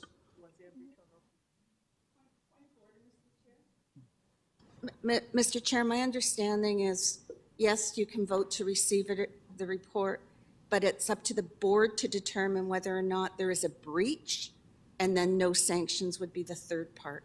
So the missing part here, and I had thought I had heard Trustee Pace say that there was a breach, but that no sanctions be. So we can't just do receive and no sanctions. There is a missing middle part. Either she breached it or she didn't breach. That's what needs to be before us, Mr. Chair. Mr. Chair, I think is integrity clear indicated that the decision is that Trustee Dawson did a breach of code conduct. So I'm asking or moving the receiving the report from the Integrity Commissioner. Okay. Thank you. Thank you. We are going to move on to see if, I'm going to ask Associate Director or Associate Director to clarify. The position at this time is that if the report is being received, which actually indicates that there is a breach, then if the motion to receive the report goes, then it automatically determines, or do we need a motion to receive the report at all, or should we go straight to whether there was a breach or not? Through the chair, if I can be of some assistance to clarify the requirements under the Education Act. So your first step is to receive the report. So under the Education Act, you as a board have delegated the duty to inquire into a complaint, which this was, to the Integrity Commissioner. The Integrity Commissioner has completed the inquiry and provided you with the report, which you are considering. So receiving the report is neutral on its face. The Integrity Commissioner has completed the inquiry, so you should receive it. Then you, after some discussion, then you can decide on whether a breach occurred. The Education Act does require you to make a decision on whether a breach of the code of conduct occurred. And the answer is yes or no. And if you decide a breach did occur, then you go on to the third step, as Trustee Laskin mentioned, on determining whether there is a sanction, if you want a sanction and what it is. If you decide that there was no breach of the code of conduct as step number 2, that's the end of this discussion, and then we move on. So hopefully that is clear. There are some steps that you do have to take under the Education Act. And so with Trustee Pei, we can get to that part, but it requires a few more steps. So I just wanted to clarify that. Thank you. Thank you. Just a quick point of clarification, Associate Director Upon. First motion is to motion to receive. What if that motion fails? Through the chair, the motion to receive a report really is to indicate that the Integrity Commissioner has completed the work and you're receiving it. It's really neutral. I don't understand why there would be any refusal to acknowledge receipt because the report actually has been presented to you. So, Associate Director, if it is a motion, it means it could be passed or defeated, I'm assuming. It could be defeated, but at the end of the day, the Integrity Commissioner has completed his requirement under the Act to present, and under your code of conduct policy, by the way, to provide the report to you. You still have to make a decision on whether there was a breach, and if so, what penalty. Thank you. Thank you. Chair, may I add some comments to this, if it's possible? Go ahead. Yeah, so a motion, like exactly as the Associate Director said, a motion to receive the report is neutral and probably not necessary, and actually a vote to reject receiving it, if that were to happen, would probably have no effect at all. There is a requirement, as mentioned under the Act, Section 218.3, that the board shall make inquiries into the matter, and that aspect of it has been delegated to the Integrity Commissioner's office, and then determine whether the member has breached the board's code of conduct. So that is set out in the Act. It is a requirement that the board, having now made the inquiries through my office, it is now required that the board make a determination as to whether or not the code was breached. Again, I would repeat that is not actually up to me currently under the legislation until the new changes come into effect on January 1st. It is still for the board to do, and it is a statutory requirement that the board consider the report that's before you and make a decision about whether or not the code was breached. So whether there's a motion voted either way to receive it or not, it really makes no difference. The report is before you and you have a statutory requirement to consider it.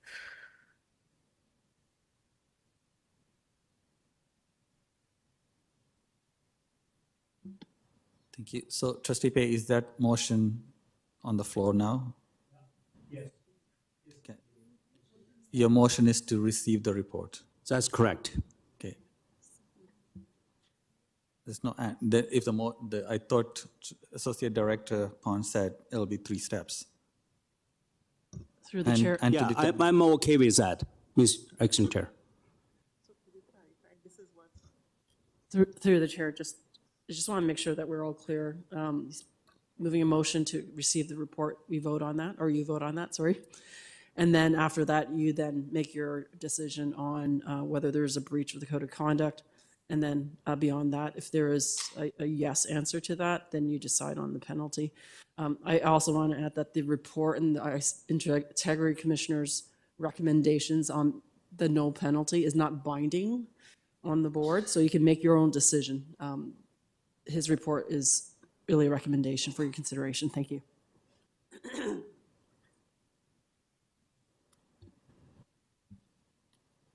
So anyone wants to speak on that motion? Or if it's related, we can go to the next speaker. Who's the seconder, Trustee Pei? Sorry, I'll get a seconder first. Trustee Pei, who's? Trustee Hastings. Trustee Hastings. Yeah, that's what I'm asking. Point of order then? Yes? Sorry, what is this about? Point of order. Go ahead, go ahead.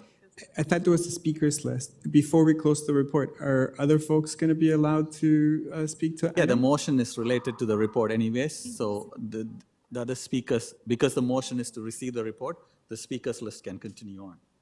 Okay, so we're moving the motion, just so I understand, to receive, and the folks that are on the speakers list, it wasn't me, I just want to understand what we're doing. They can still sort of speak in the same order. Yeah, okay. Because it is basically about the same report that is for receipt here first. So Trustee King? Thank you, through you, Chair.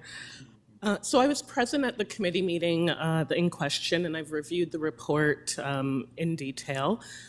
And I want to start by acknowledging, or at least saying, that I can imagine the situation that the complainant is in. I do understand that they, by this point, have been in a situation where students have been critical of their work. They've had to talk to superiors, and they're now having the matter come to a public forum on a subject that's very contentious, and where personal identities and viewpoints are very much tied into the subject as well.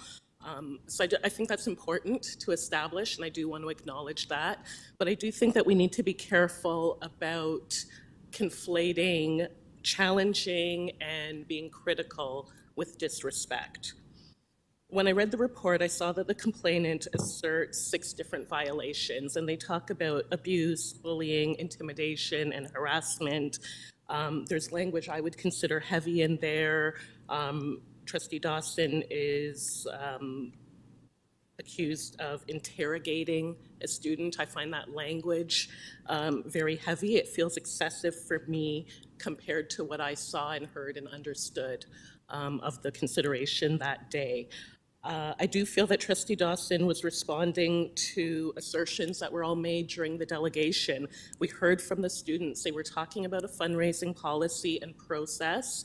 They talked about lack of accountability, and they talked about bias. And I heard remarks that responded to all of those that I wouldn't characterize as disrespect. But I do agree that this is a very teachable moment, and I think it's a stark reminder to all of us that we have to be very mindful just in the words that we're choosing and understanding that they do get interpreted in different ways. But generally, I would say that I don't share the interpretation of the Integrity Commissioner in this case, and I wouldn't be supporting any sanctions or penalty. Thank you. Thank you, Trustee King. Trustee Laskin?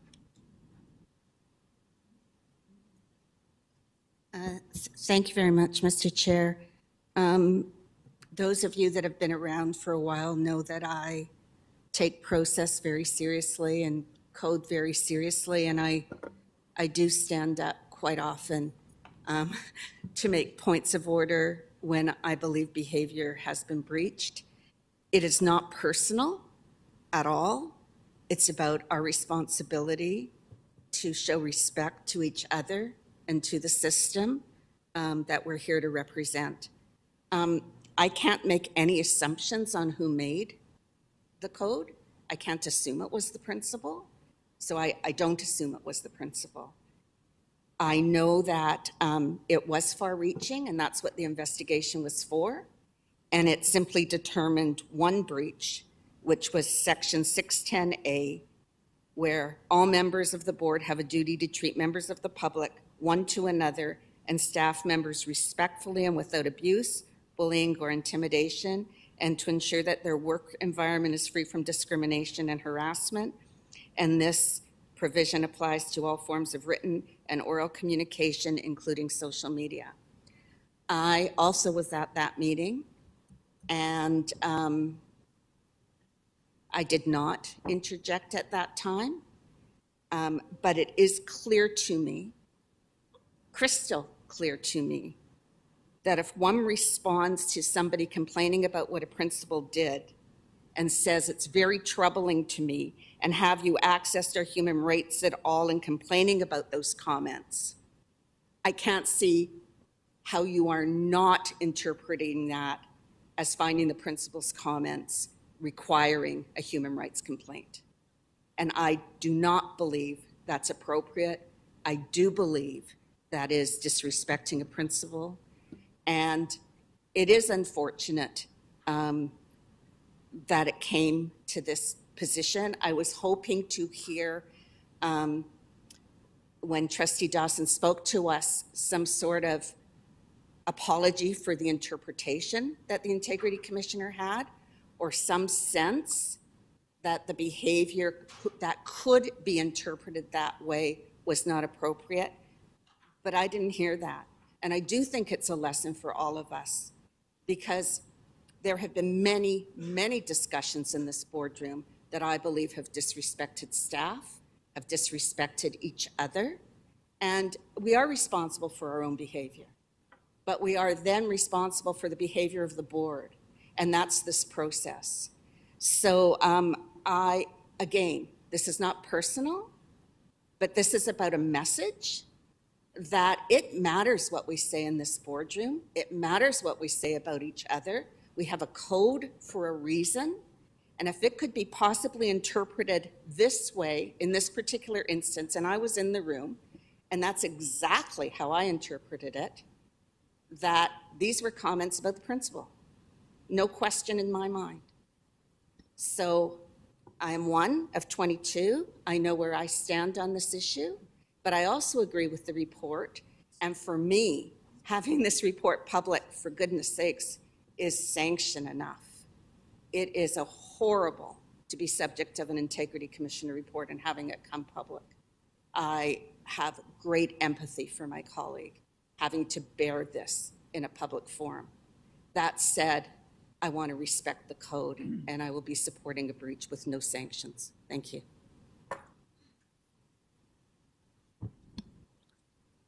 Any other trustees to speak? Anyone online wishing to speak?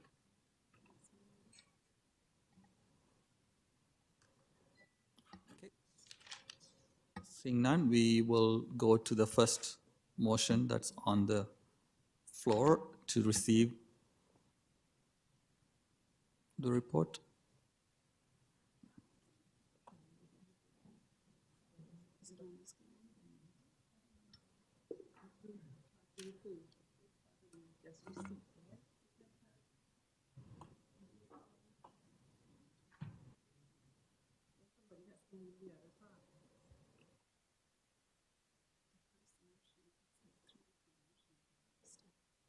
Of information. Can I just confirm that currently the vote that's open is strictly for receipt? Yes, thank you.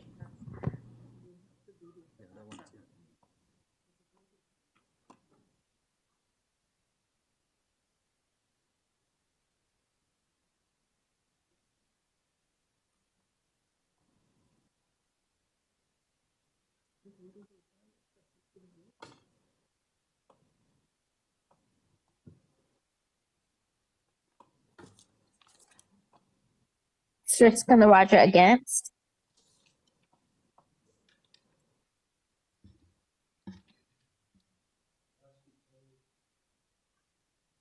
Pay in favor. Trustee Patel against. Shan against.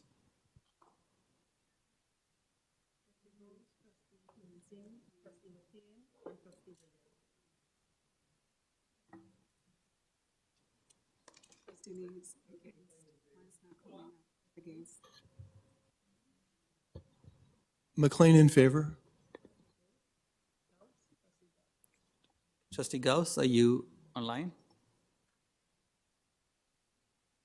Do you see her? Okay, Trustee Nancy is absent.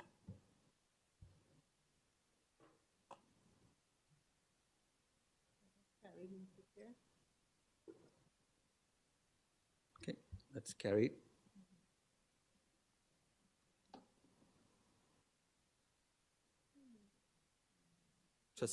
Trustee Hastings moved it, and Trustee Pay moved it. Trustee Hastings seconded it.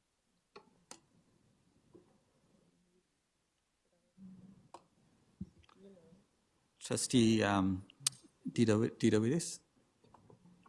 If it's appropriate at this time, I'd like to move to reject the findings of the report.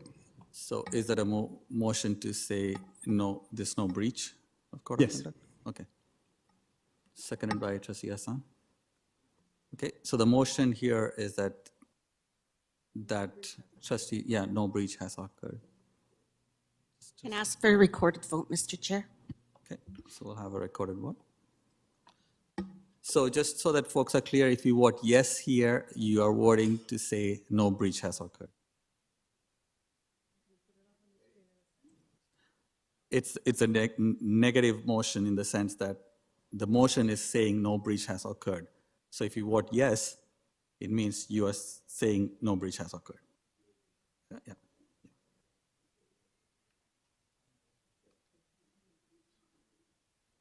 And Trustee Laskin has asked for a recorded vote.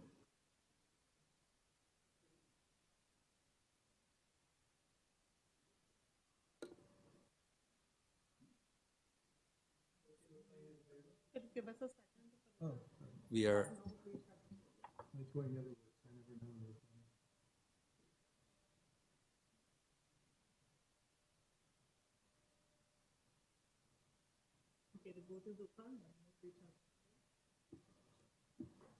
In favor?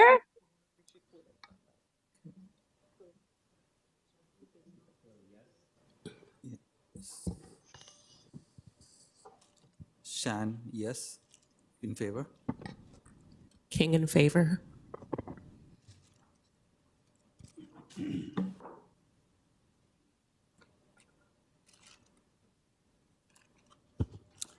Trustee Pay not in favor.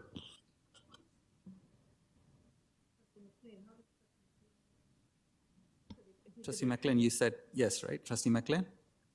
Your vote was Yeah, I vote yes. yes.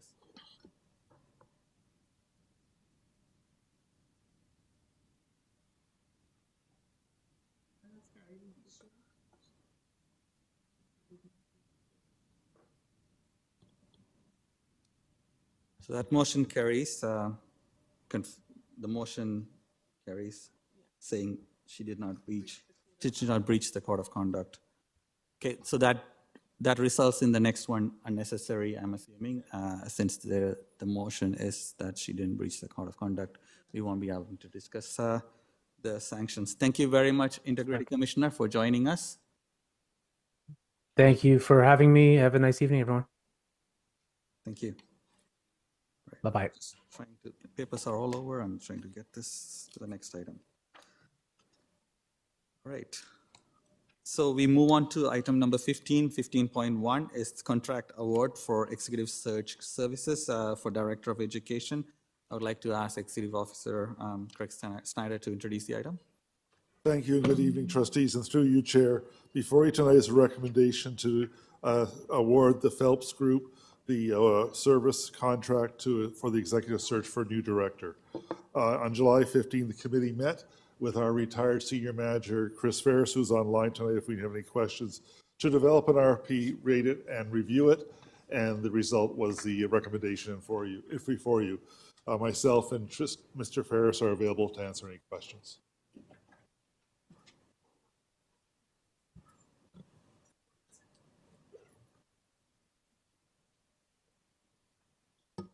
Any questions or comments on this? Trustee Sri Skandaraja, did you want to add anything to this as the chair of the committee? Just briefly, just wanted to, as I mentioned before, just wanted to share with the board how incredibly proud I was and am of the committee. We had a very, very tight timeline. We had a lot of meetings and, did all the interviews very quickly to make sure that we are on track for our timeline to hire a director. And they worked through the summer. And so I just want to appreciate the staff as well as my trustee colleagues. We had, great names come forward, and approached the process through a consensus model, and this is the conclusion we arrived at. So we look forward to working with the Phelps Group if it's approved today. Thank you, Trustee Sri Skandaraja. Trustee Laskin. Thank you very much to all the committee members for their work, and I will support this recommendation. My ask through you, Mr. Chair, to the chair of the committee is, do you know, since today is the director's last meeting, and I don't believe this process can be completed within a month, do you know when there will be a report back to the board on a timeline for the search, and then a recommendation about what happens in the interim? Thank you very much, Mr. Chair. Thank you for that question. Yes, so we are, once we have approval, the aim is to set up a meeting with the Phelps Group on Tuesday. And the purpose of that meeting will be just that, to figure out the timeline, have a timeline ready that we can present to the board with their expertise on what is feasible, considering the job market. And then at that meeting, we'll also have conversations with them through the ample experience they have placing directors, whether,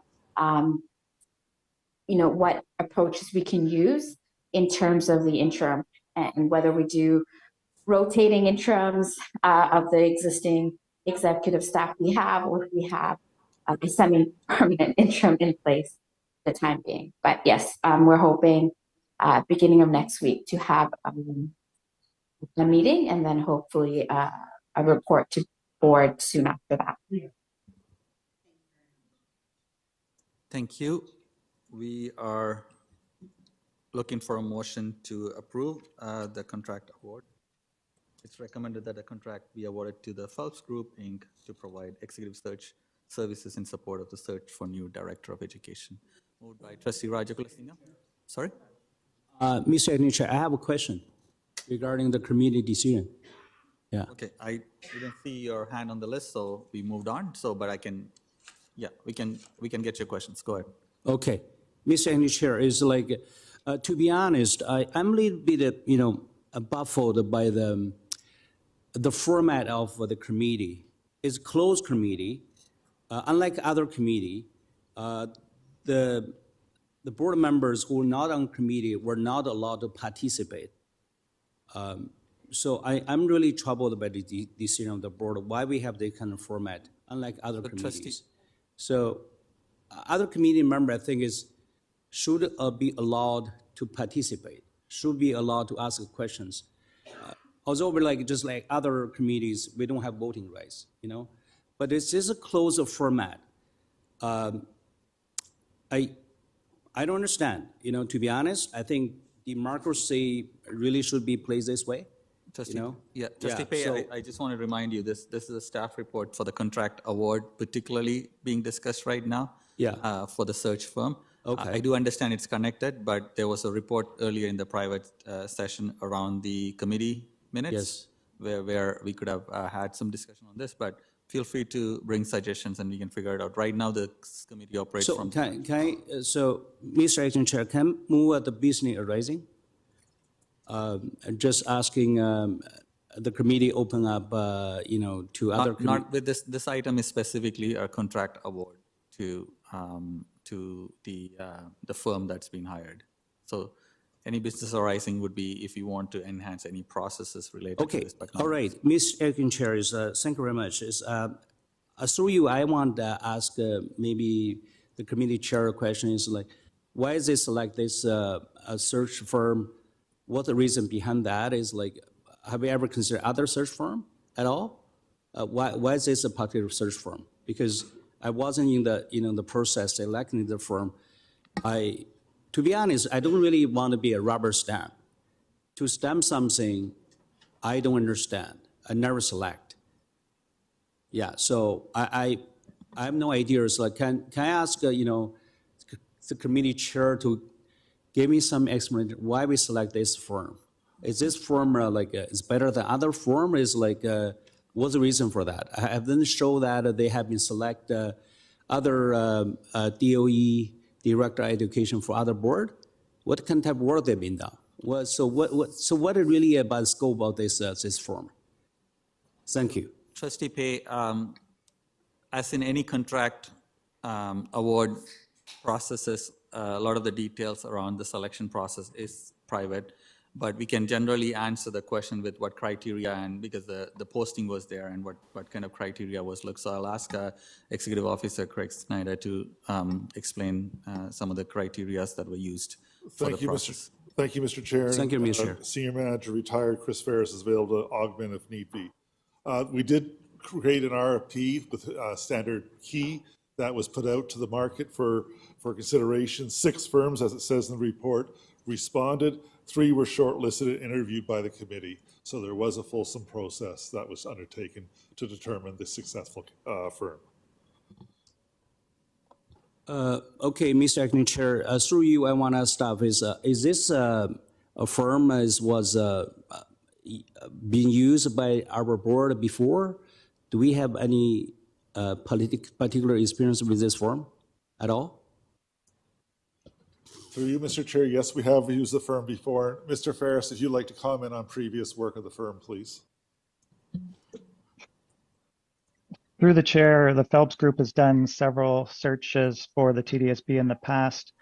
They're currently working on one for I believe, the Executive Officer of People and Culture.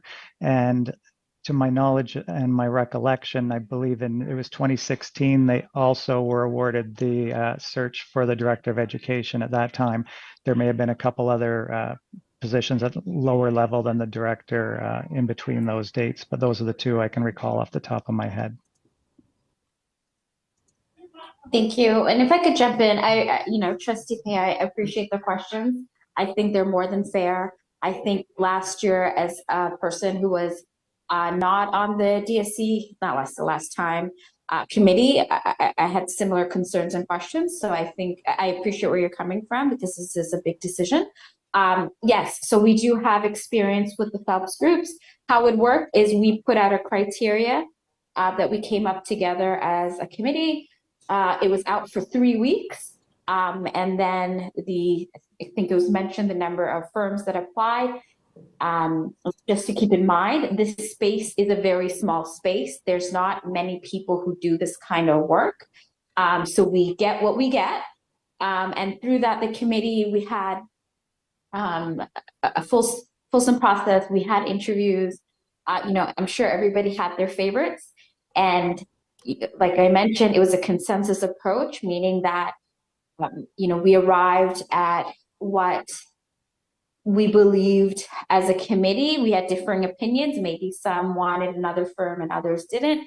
But how we approached it is that we wanted to leave that room with a committee we could all agree upon. So even if that wasn't your favorite necessarily, that's what the committee could reach a consensus on. And they do have relationships with us. And yeah, I think those were your questions. Thank you.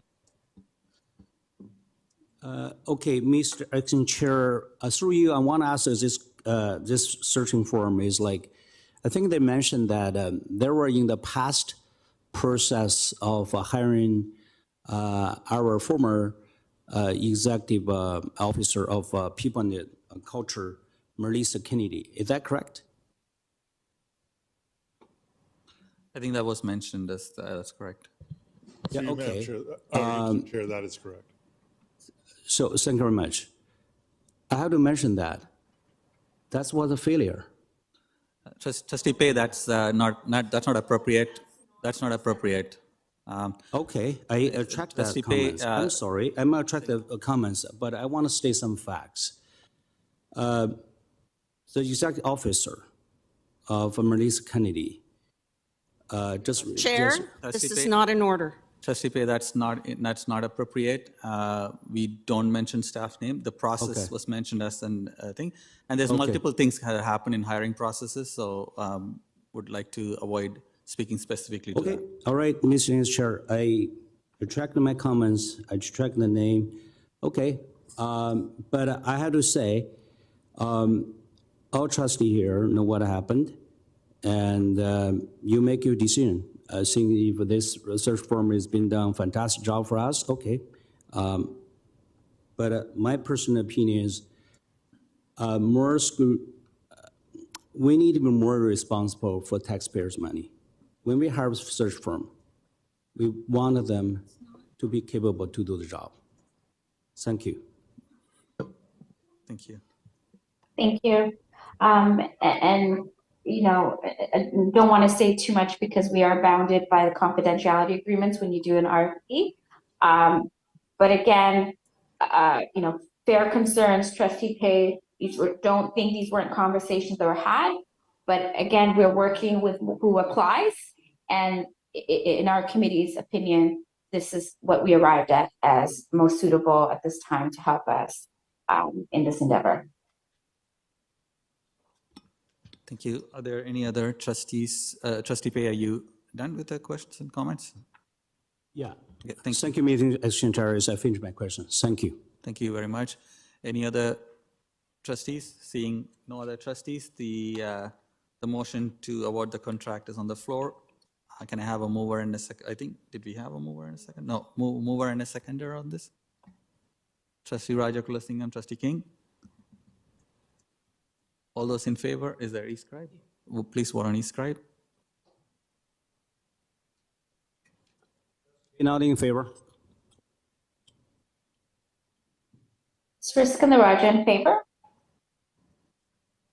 Shan in favor. Trustee Nunziata in favor.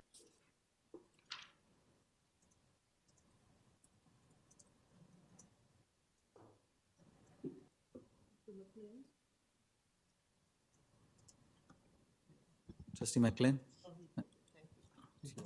Thank you.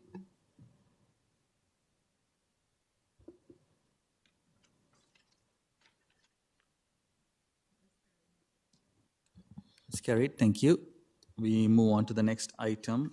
These are items, number 16 is items that were postponed from a previous meeting. We will start with 16.1 that comes from the Planning and Priorities Committee's report, May 15, 2024. Number 5, support for newcomer students and families, including refugee claimants and students without legal immigration status, was referred without recommendation, so it's on the floor right now. I would like to ask if director or any staff would like to make any preliminary comments. Staff would welcome any questions trustees have about this report.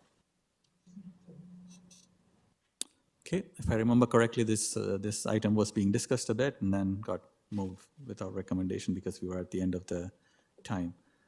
So anyone else that, and we don't have the list, but it's considered a new item? No. So if there's no questions, can we have a mover and a seconder to receive this report? Trustee DeVries? Trustee Erhard? Okay, all those in favor? Oh, e-scribe, sorry. We'll open it on e-scribe. Sean in favor?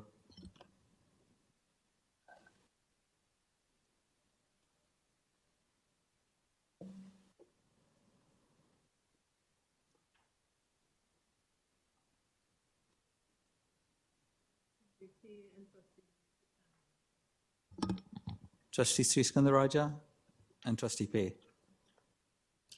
Trustee Pei in favor. She online? Trustee Sriskandarajah, are you online? Can you mark her absent?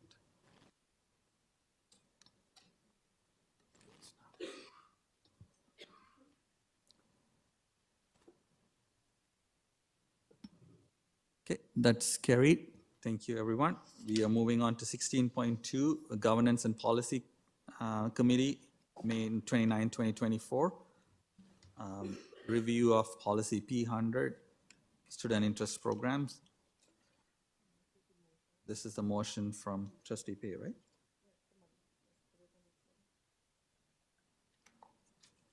Trustee Pei, would you like to introduce your motion? Yeah, before I move this motion, is Mr. Action Chair, may I make an amendment for the motion on the floor, please? Also, for my amended motion, I wanted a trustee vote Sir Adam. Thank you. Okay. Has the amended motion been circulated to people? Can we put that on the screen? It's in the blue folder, and we'll change that to on the screen as well. So you have a question on the amended motion? Okay. So we'll start with Trustee Laskin's questions while we also get it on the screen, but those who are interested, it's in the blue folder. Okay, go ahead, Trustee Laskin. Before this is moved, this is before us, the amended version, and I know it's not up on the screen, but I have a question for the director or legal counsel if this is even in order. It feels like it breaches privacy and it breaches the Human Rights Code. I'm not sure it's in order. Could that be a decision before we even discuss it? Thank you.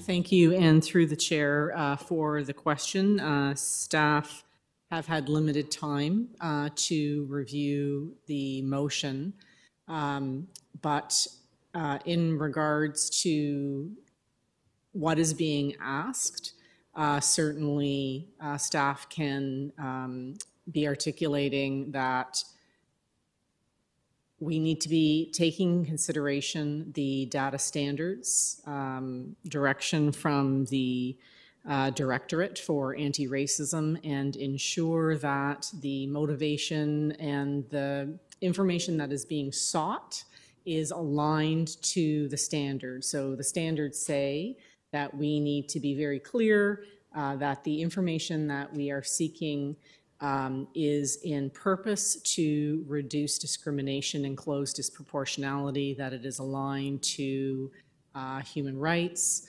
and for the board aligned to the policies and procedures, the mission, vision, and values of the board. Some of the data is not what we collect. Staff have concerns in regards to the phrasing of ethnic breakdown. We don't gather ethnic breakdown data. So to your question, Trustee Laskin, whether it is in order or not, it is certainly problematic from data that we do not collect and phraseology. Staff would be wanting to ensure that the trustees who are considering this motion articulate to the Board of Trustees for their consideration the intention behind the request for data to align again to the outline that I provided earlier with the standards and the policy that you approved. Thank you. Thank you. So it's been moved by Trustee Pei and seconded by Trustee Hastings, right? That Trustee Hastings, did you second this one? Okay. Do you want to be on the list? Okay. Trustee Laskin is the first speaker. Go ahead, Trustee Laskin. Do they not want to speak to introduce it, or? Do you? I go with the person. Okay. Trustee Pei, do you want to speak first on your motion and introduce the motion?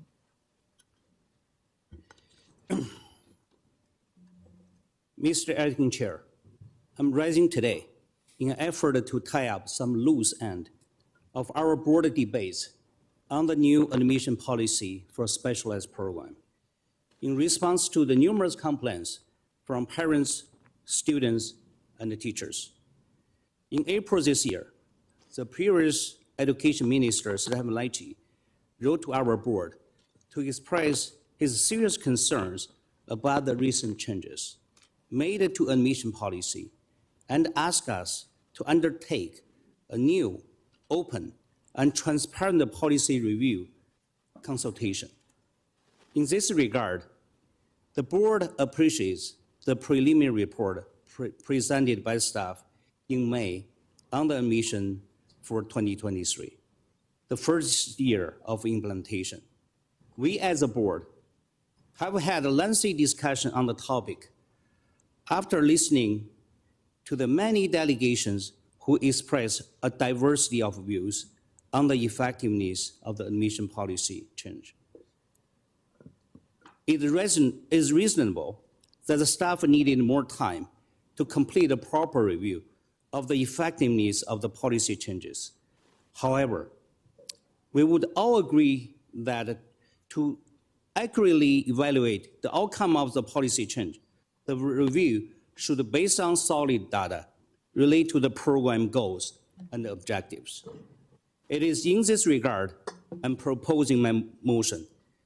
It is by kind of the data that needed to be collected in order to accurately capture the impact or effect of the policy changes. Thank you. Thank you. Trustee Pei, would you like to speak on this a second? Okay, go ahead. Trustee Laskin, you're first on the speakers list for us. Thank you very much, Mr. Chair. I think my first comment is I feel this amendment is substantially different than the motion that was before the committee that was referred without recommendation. And because it's substantially different, I don't understand how it can be an amendment. That's my first question to the chair.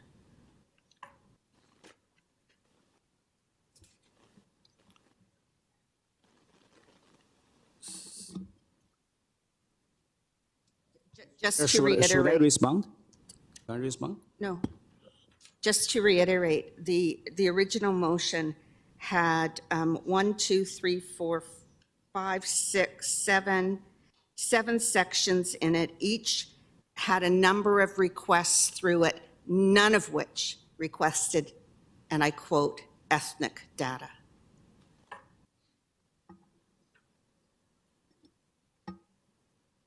Just second, I think it could be seen as a replacement motion if needed.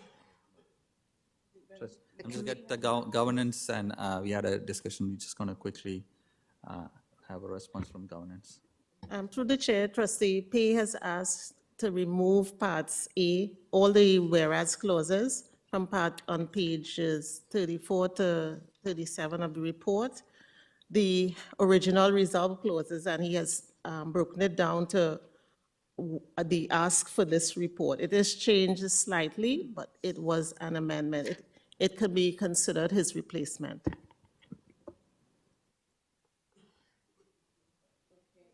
That's your ruling. I respect it. I don't understand it, but I respect it. I will not be supporting this motion. I do not believe any of these asks will add substantively to a review of the specialized programs. We already know the breakdown of the admissions process. That was very public. And I'm really concerned about the use of the term ethnic breakdown. I am interpreting it, I am trying to interpret it in a positive way, but I can't see any positive to that term ethnic breakdown. I will not be supporting this. Thank you, Mr. Chair. Thank you, Trustee Laskin.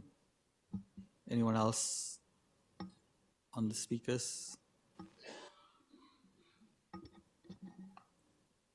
Okay, no other speakers online. Would you like to do any closing remarks, Trustee Pei? Go ahead. Thank you, Mr. Acting Chair. I appreciate the intent of the policy change is to achieve the goal of diversity, equity, and inclusions. I relate to our students who have been identified as coming from disadvantaged groups, Black, Indigenous, Middle Eastern, and Latina. My motion is asking that staff collect the data on the impact of the admission policy changes, specifically on this identified group. It's only on the basis of solid data that the staff can evaluate the area of success and those areas where the changes in policy was not success. The specialized program, a valuable asset of the board. A generation of students have benefited greatly in these programs.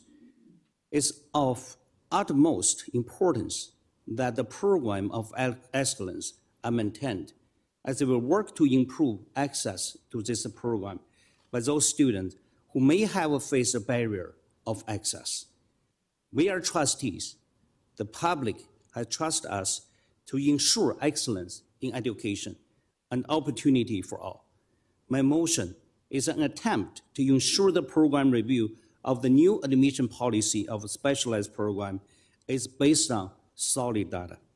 My dear colleagues, let's center our interest on student achievements and parents' concern by approving this very important motion. Thank you very much.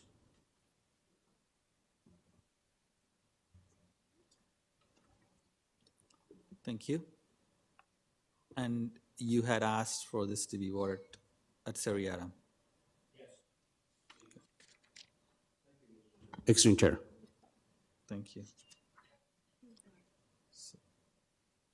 So that's 7 items. Just go ahead, Trustee, Associate Director. Thank you, and through the chair, as I was listening to Trustee Pei, I want to bring attention to the board in your consideration. My comment earlier was in regards to the importance of an organization, any organization that collects information. We must make it clear why we are collecting that information. And again, it needs to be aligned to the Anti-Racism Directorate. And the purposes that we were collecting the data was to close disproportionate outcomes for access for programs.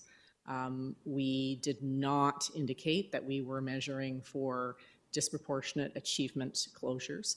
So I want to be pointing out Trustee Pei's intentionality of collecting the data is not aligned to our purpose, and I invite Council Jennifer Saville to add further detail. Thank you.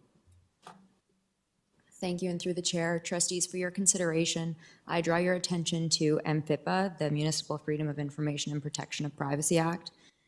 MFIPA governs, of course, the TDSB's collection, use, and disclosure of personal information. two considerations in particular for your consideration.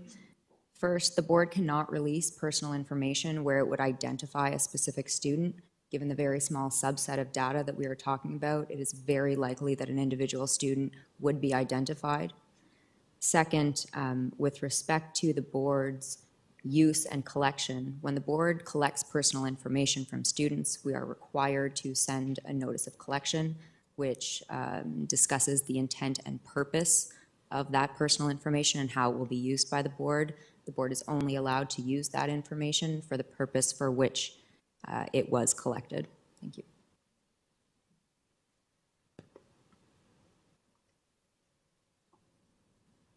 Okay, Trustee Rajagola. Thank you, through the chair. Just a quick question for staff, just on what you had mentioned.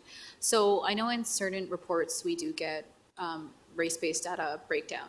So can you provide us further details as to why, for example, student census or other reports, we get that information, but in an instance with specialized programs, we're concerned about the identity of a student being revealed. Is it because of the number of students we're dealing with?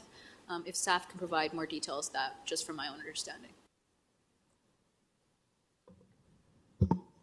Thank you, and through the chair, yes, it does have to do with numbers.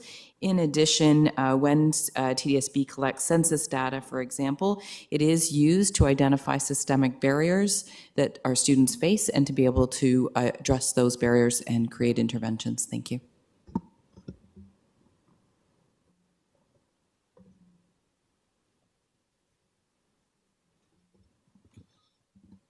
Any other speakers? Trustee Patel.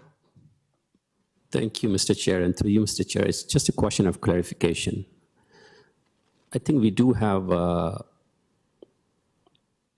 set ratio of students, a percentage of students which are what I call is reserved for them, like the indigenous community, the Black community, and so forth, right? How do we measure that when we collect the data? Through the chair, yes, we have, and we have provided that data to the trustees, and we have shown success in the first year of implementation. So we are at the levels that we would expect to be at through this process. Thank you for the question. Thank you, Chair. Thank you. Trustee Hassan? Yeah. Through you, Chair. Through you, Chair.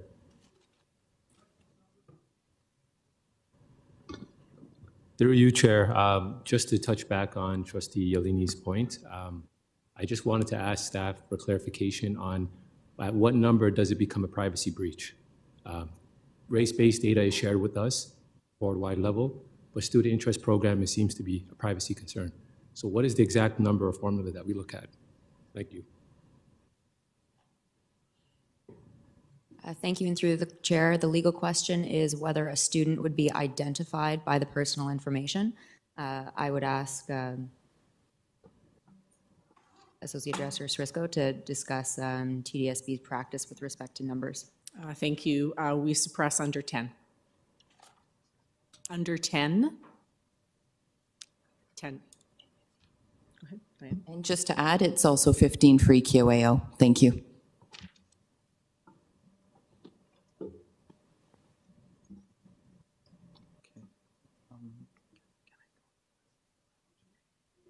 I'm going to pass the chair to Trustee Williams and ask a few questions as well. Through you, Madam Chair, there are a number of these items that are asking for data from 2021, 2022, and one of the, I forget, I think Associate Director Srisco said some of these items, we are not collecting based on these. So if something has passed and if we are asking you to collect data, is it practically possible? Thank you for the question. If we have not collected in the past, we cannot go back retroactively and collect that information. Thank you. So I see practically some of these items might be impossible because you haven't collected those data in those years. So obviously, we wish we could go back, but can't. There's been some comments that are that are a bit cautious about the use of the word ethnicity. Is that the caution that staff also have when you have data around that word? Or if it is, then what is the right? Because I think there is race and there's ethnicity, and sometimes we say ethno-racial equity. So I wanted to understand is that caution shared by the staff as well? If not, what is your practical way of looking at ethnicity? Thank you for the question. It's an important question that we discussed earlier this evening in reviewing the motion through you, Chair. We collect race information. We ask students if they identify as Black, Indigenous, Latino, et cetera. Ethnicity, as I understand it from our research department, is a broader concept and can be, it's a much larger description of identity that is very personalized, and oftentimes it relates to an individual's country of heritage. So it's much broader, and the Anti-Racism Directorate does not use that format. They use race, as do we. Thank you. Through you, Madam Chair, I think it's critical for us to know some of these umbrella categories are pretty diverse. You know, if you say South Asian, I don't know what the percentages I've seen, sometimes 20, 25%, and those umbrellas may not tell the story of a community that is maybe made invisible or have had like migrations for multiple diverse reasons and so on. Same thing if you say Black, and with the new migration of communities from African continent, as opposed to folks who might have been here multiple generations and so on. Sometimes a further breakdown might be necessary in a city like Toronto. I think the categories we use are great, and same thing with Indigenous. I think many of the Indigenous communities have also been saying that that broad term also kind of makes us view the communities in one kind of umbrella term as opposed to knowing that there are multiple. So what is our process in going to the next level? As opposed to, I understand that we have challenges, but is there been any thought around what that looks like, either statistically or even programmatic intervention? Thank you through the chair. I will invite Amy Presley, a senior researcher in our research and assessment team, to answer that specific question. She's much more knowledgeable about next steps and particularly alignment with the directorate, and Amy is online. Good evening. Thank you for the question. Excuse me, and it is a very complex question.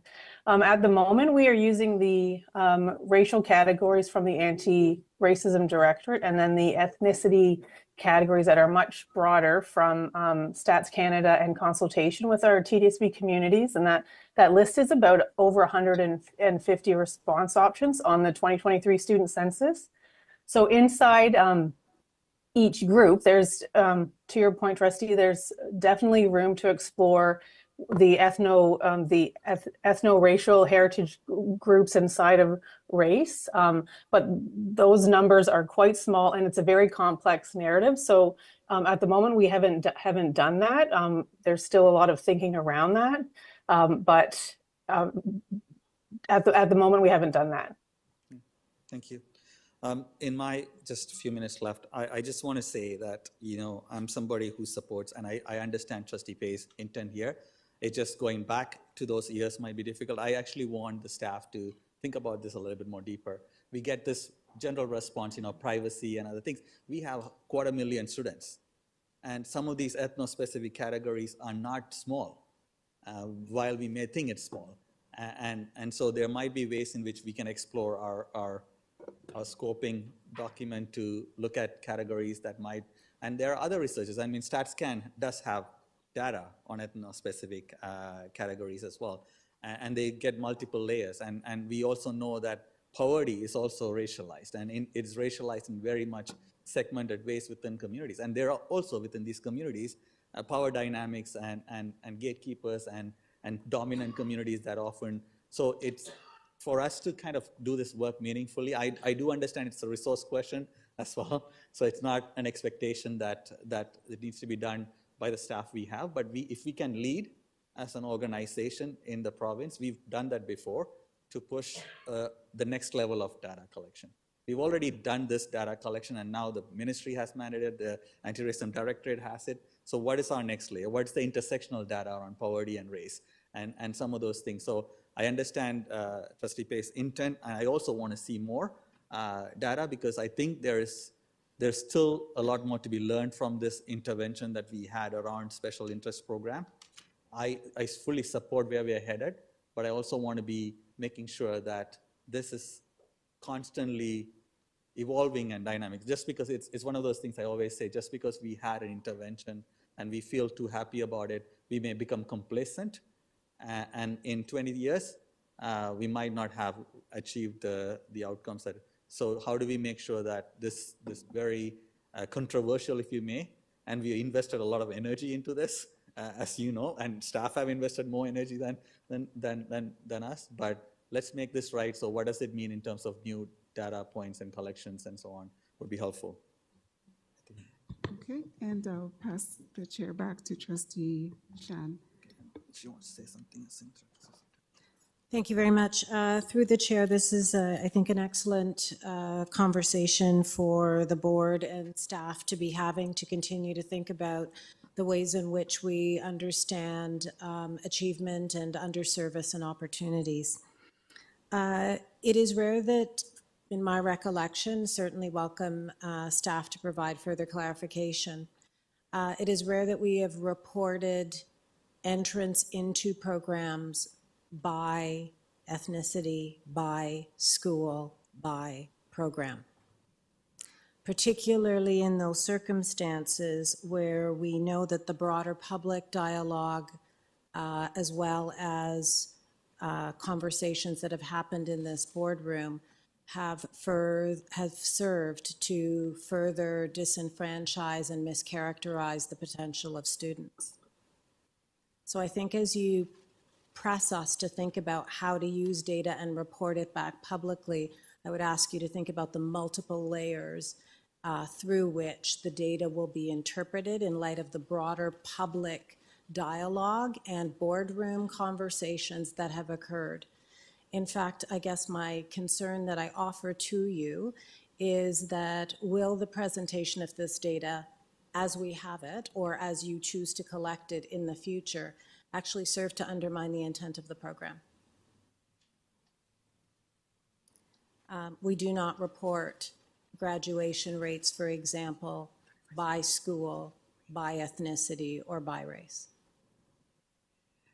And there is a reason staff have not done that. So if you are going to, in fact, resolve to have the director present you with this information, I trust that you will give it due consideration about the implications for the young people in those schools and the communities to which they belong. Thank you. I still have the chair, Trustee Shan.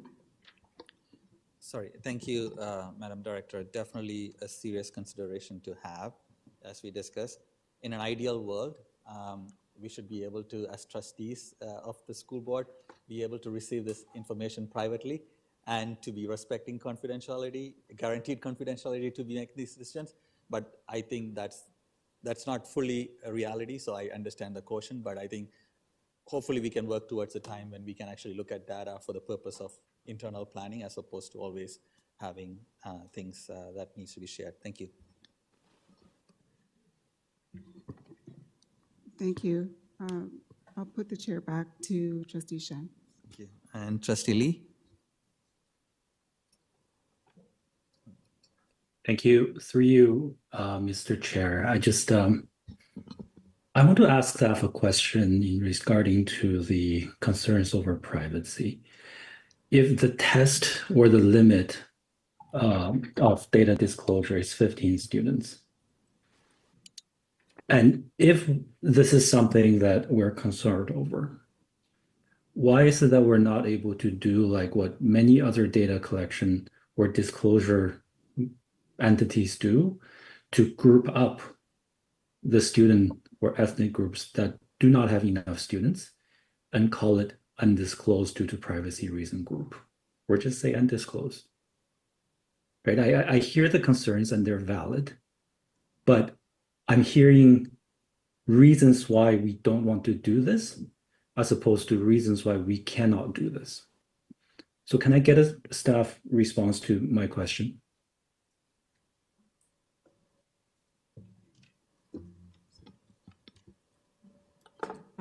Thank you for the question, an important question, Trustee Lee. I will invite Amy Presley to respond and to point out where that grouping, as you are suggesting, has occurred. Thank you, Amy. Thank you for the question. So through the chair, in some instances, we've had to group programs up to look at programs. So for example, arts and arts focus, that program has been grouped in terms of looking at a different analysis. But in terms of the racial group and Trustee Lee putting undisclosed, the narrative we would be losing the narrative because so many groups would become grouped together. And then we wouldn't really be looking at information that would show us anything because the groups are so small when we're looking at the program level and then looking at further indicators within that. Thank you, through Mr. Chair. I appreciate the answer from Ms. Presley and the entire staff team. But I just want to highlight and make it clear on the fact that whether or not the information is relevant is the decision of the board, not the decision of staff. Staff can make recommendations, and when you present data, you can let us know what we should consider and what may or may not be relevant, but it is not for staff to tell the board before we see the data that we shouldn't look at it. The board has the right to look at data. The board holds fiduciary duty to every voting member, to every of the community, to every student in the programs. We need to know what's going on in the system. Good, bad, ugly. If it cannot be disclosed publicly, we need to look at privately. If it's irrelevant, then we need to decide that. So I find it difficult to accept when a trustee is asking for data and the trustee is through a motion and we are hearing a lot of reasons why we don't want to see it and why we shouldn't see it, and somehow we don't own this data. We do, and the board has a right to see it. And the board then can decide whether or not it is relevant. The board can decide how we present it. The board can decide how we narrate it, and the board can even decide whether or not we make it public. But we cannot make that decision until we have seen the data. So I am in full support of this motion. I also support staff work to work with the movers to figure out how we present the data and where we look at it, but I need to see it. All right, thank you, Mr. Chair. That's all I have. Go ahead, Director. Thank you very much. Through the chair, I would like to just clarify, please, so that there is no misunderstanding. Staff are offering you our best advice with respect to collecting this data in the future. B, the legal limitations of providing the data as requested. C, the data we actually have available and could possibly produce for the board should you choose to turn this into a resolution. In no way were we telling you ultimately what to do, but rather providing those three categories of information to you. We welcome a further discussion with respect to the collection of more discrete identity information to assist the board in making decisions. There are some boundaries that are set with respect to what we have in our data sets, what we are able to collect under MFIPA, and also our responsibilities under Ontario's data standards for ensuring we are using the data in the way we told parents and students we were going to use it when we collected it. Okay, thank you. Trustee Lee, I think you said you're finished with your comments, right? Thank you. I'm finished. Thank you, Mr. Chair. Trustee Arts. Thank you. I think the director actually spoke to most of mine, but I'm going to reiterate because this is also the background and training that I come from. Being a board member or being part of this board does not entitle us to collect data or have data or personal information about students. Data is collected based on a set of ethics, standards, and laws that are, especially personal data, are agreed to by the people volunteering that data. It is not ethical to collect data for the sake of collecting data. It is especially not ethical to collect data for the sake of, I would like to know. It's not ethical to collect data, because I'm interested. Staff have said this many times. They have referred to MFIP, or they've referred to the different laws and ethics governing data collection and research. They have done a very good job with the secondary review in using the data we have. It was thorough. The reports are all there. They are all public. Collecting data as we go forward to ensuring and letting those parents know to ensure that we are doing the thing that we have already proposed that is already public falls within that scope. But I repeatedly hear in this room, we deserve because we're trustees or because we're the board. And that's really not enough. That doesn't meet the ethical standard. So yes, we need data in order to do the job to make decisions. But we don't get to collect everything under the sun because we're trustees. There are limits. We need to follow the laws. We need to follow the ethics standards.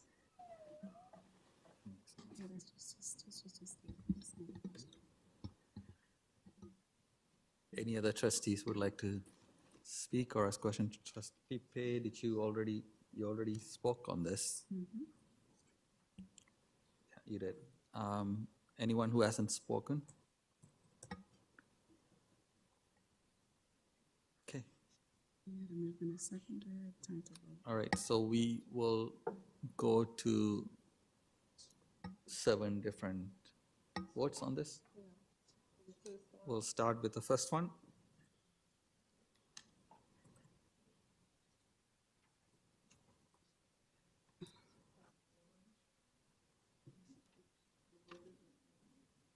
So this is number 1 right now that you're voting on, which is okay.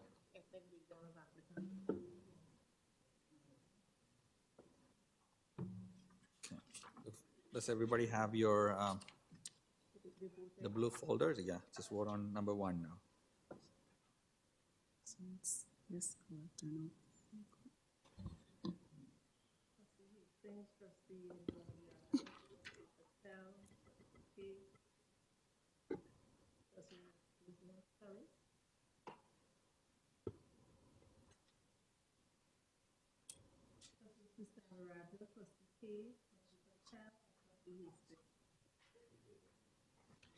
Trustee Pei in favor.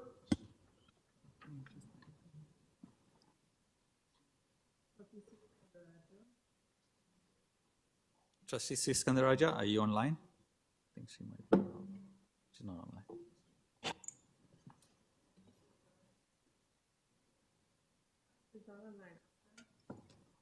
Yeah.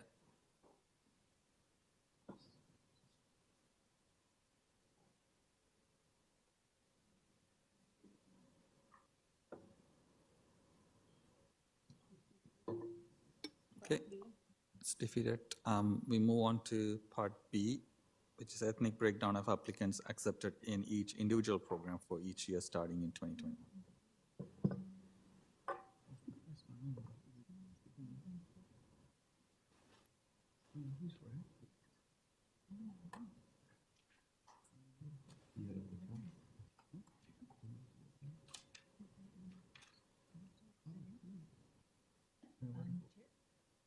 I think my vote was recorded incorrectly. I voted against the previous one. Okay.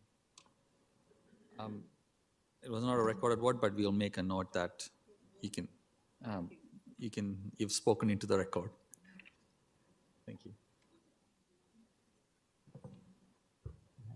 We are still trying to work the second one, so please be patient. On e-scribe.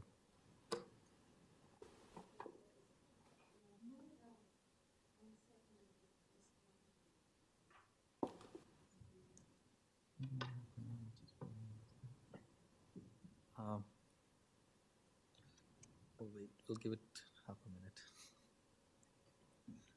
Because there's 7 of them. If it works, it works good.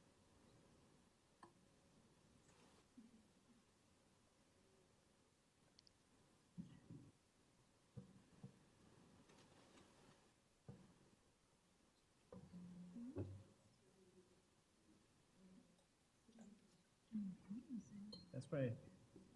Put it on your laptop. Okay. Can we do it by show of hands? It's number 2, right? Yeah. Number 2. Those in Trustee, sorry, those who are in favor of number 2. Trustee Lee in favor. Trustee Lee. Trustee Patel.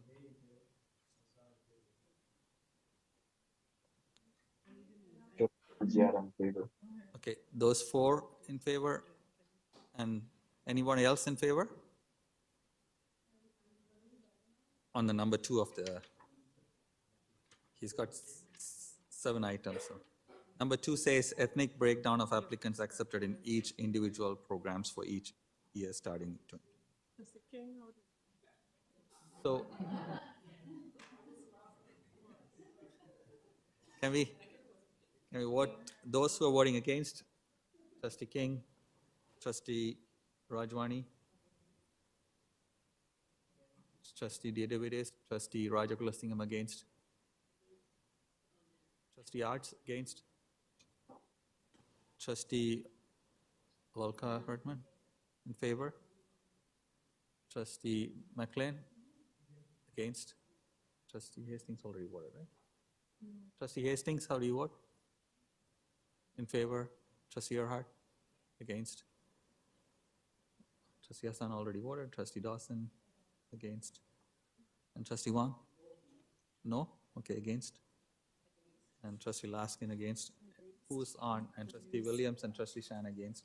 I think it's defeated, right? And trustees online. Do you? I think Trustee Lee already voted. Trustee Nanziara is the only one online that. And Trustee Sri Skandaraja, are you online? We see you online. Okay, Trustee Nanziara? I voted in favor. In favor? Okay.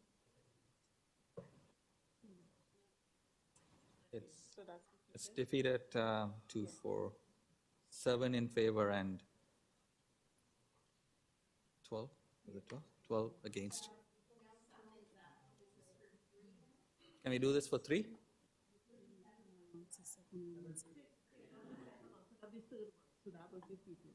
The second one is defeated. Yeah, thank you.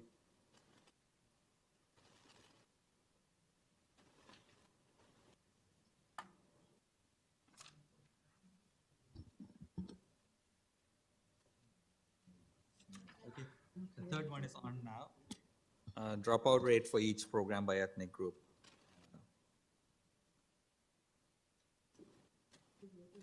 Vote is open. Please vote on eScribe.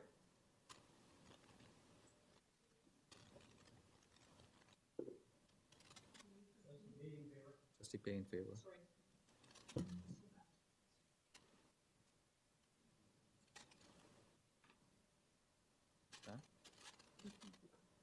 Okay, that's defeated. And then we're now moving on to number 4.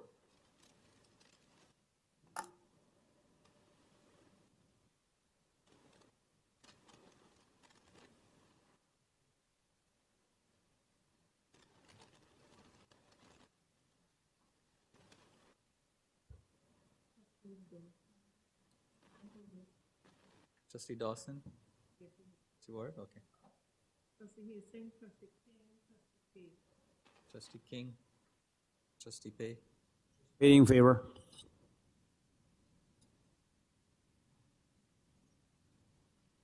Who do you need now? Okay. Which one are we at now? 5. Number 5 now, breakdown on waiting list by ethnic groups since 2021.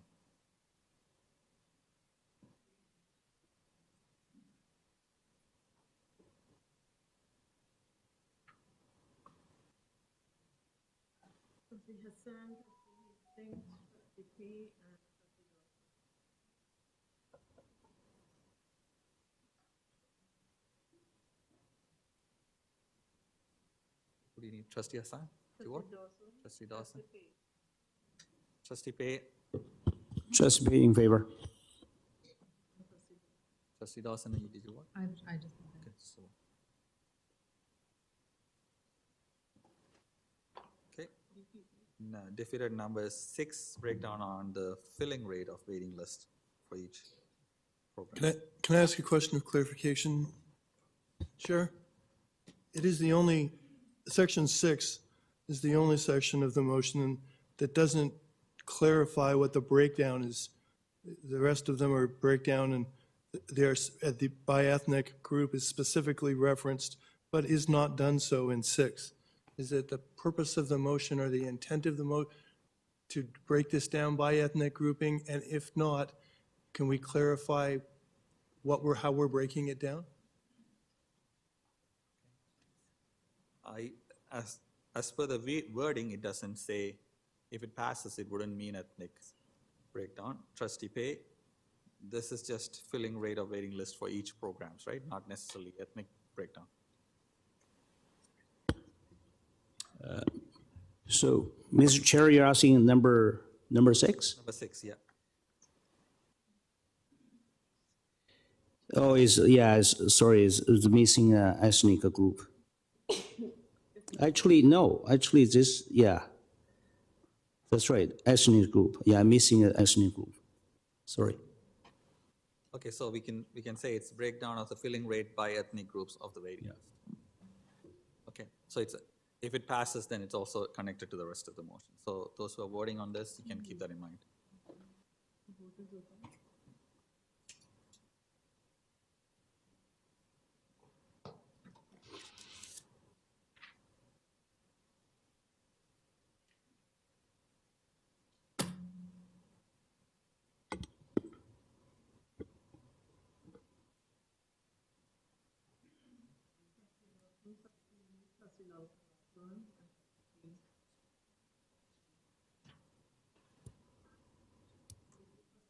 Trustee Pay? Yeah, Trustee Pay in favor. Trustee Larka Redmond?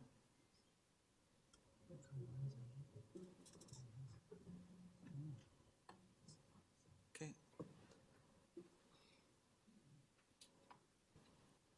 Okay, the last item on the list is the EQAO results by ethnic group from grade 9 onwards.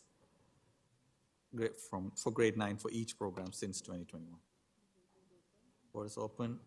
Bonnie, scribe.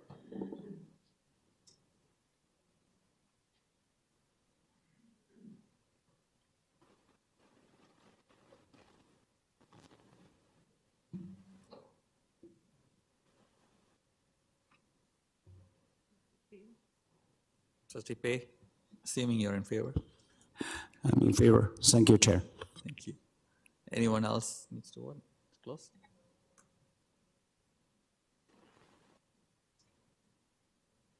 What is the yellow for? No, it's like, it says -7. It's okay. It's a new thing. All right, but it's defeat at 7:12. Okay, thank you very much for that discussion. That item now is closed. We are moving on to 16.3, Programs and School Services Committee meeting, June 18th, Business Arising. This is a Business Arising motion request support to deal with incidents of hate and geopolitical tensions. Trustee Pay. Thank you, Mr. Chair. May I make an amendment for my minority report? Thank you. Sorry, what's?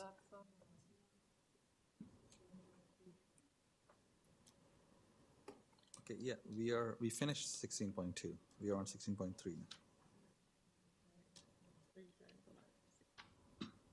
now. No, this is the business hour. It says business hour. We are good. Trustee, just give us a second.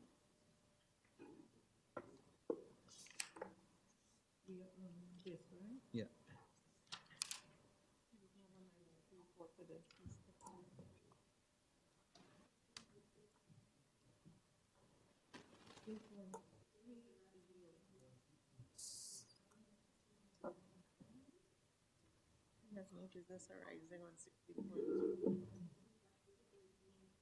Oh, that's you? Okay, sorry, 16.33 is Trustee Laskin? Okay, go ahead, Trustee Laskin. Where's there's a motion? Where's geopolitical motion? He has a motion, though, the geopolitical. When is it coming? Okay, all right, so 16.2 is still. He doesn't have a minority.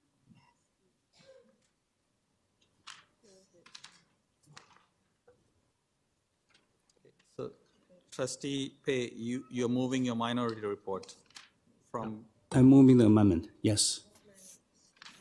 from which meeting? Do you have the amendment? Mr. Chair, there's a minority report on page 43 of your agenda. It's from the Governance and Policy Committee report from May 29th. At that meeting, the motion introduced by Trustees Pei and Hastings was defeated by the committee. Trustee Pei then moved a minority report saying that he disagreed with the decision of the committee and recommended that the matter be approved instead. So if he's moving his minority report, what needs to be before you is the motion that the committee defeated. Okay, so Trustee Pei, we are still on 16.2, the same meeting, and you had a minority report. So would you like to introduce the minority report? Sure. Okay.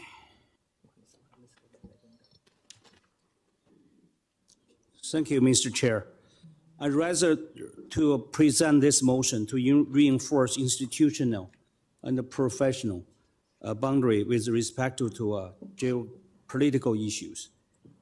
There are violence conflicts taking place in many parts of the world, in the Middle East, in Africa, Eastern Europe, and Central Asia. In our diverse multicultural city, there are some individuals and groups who are trying to make the Toronto District School Board a weapon in the collateral propaganda battles of those wars. But our public school board is not their weapon. We're not a model United Nations. We don't make our own foreign policy, either directly or indirectly by association or endorsement. We must act to safeguard our property, our lands, buildings, our information technology, and our intellectual property, all of which is the taxpayer's property, from misuse by those who are trying to use it to advance their causes.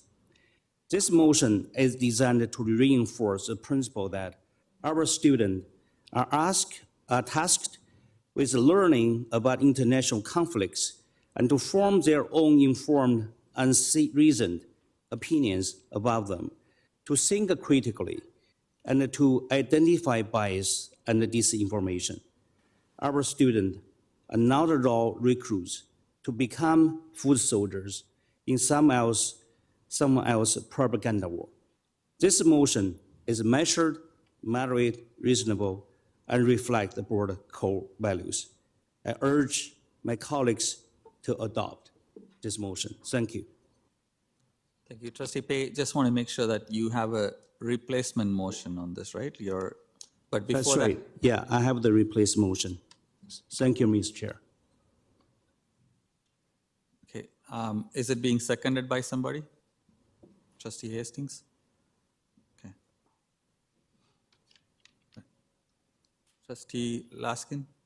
May I ask for a point of clarification, Mr. Chair? The motion that was defeated by the committee is substantially different than the replacement motion. How is the replacement motion allowed? Would this not be a notice of motion? Because you can't substitute something that's completely different than what was defeated by the committee. At least, I don't believe you can, so I'm asking for the rationale of why you can accept a replacement motion that's completely different from what was defeated by the committee. Go ahead. I don't know if it's completely different. I think there are parts that are new, and there are parts that are similar. It's much shorter. But go ahead, Trustee Pei. Thank you, Mr. Chair. I do not agree Trustee Lassen's comments. I do understand there are some new elements in this amendment, but the majority of the idea of this motion really adheres the majority idea of the, the minority report. Thank you.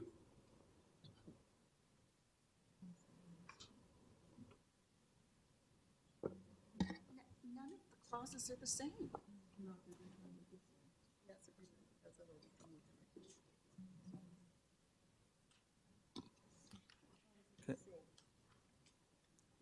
It's the same.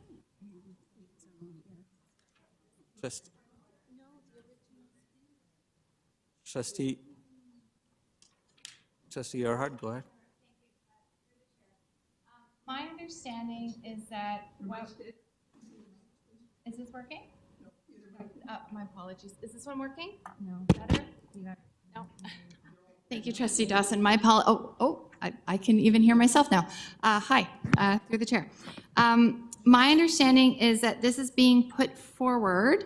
There is an updated motion on something that we had already voted against, and so a minority report was moved. And then as part of moving the minority report, the motion is being proposed to be changed. And so I sought in our bylaws to see if there was anything that could offer me guidance on this. I wasn't able to find anything, but I do believe it goes against the principles of our bylaws, and I do believe this should be ruled out of order. Thank you.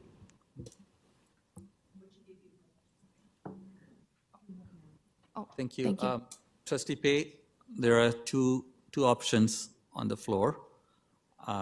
One is that you can move this as a notice of motion. The second option is that you go back to your minority report motion that is there, that you started with. So you can go back to the motion and discuss that motion. Since this has, especially because it's coming as a minority report of a business arising or a motion that is extant to, it's not attached to a report, so you won't be able to add new things to it. If we had the full report here, then it makes sense because you have a scope. This one is just a single item that's coming as minority report. Though I see similarities in the motion, I think I hear from trustees that there's significant new things. So it's sidestepping a notice of motion process to bring new things into the thing. So you have two options. One, you can make this, or you can do both. You can discuss your motion today, and you can make the rest of it a notice of motion if they are not related, because then. Mr. Chair, may I ask a recess to think about it and talk to a few trustees? Yeah, we can have 5 minutes recess. Thank you. Thank you, Mr. Chair.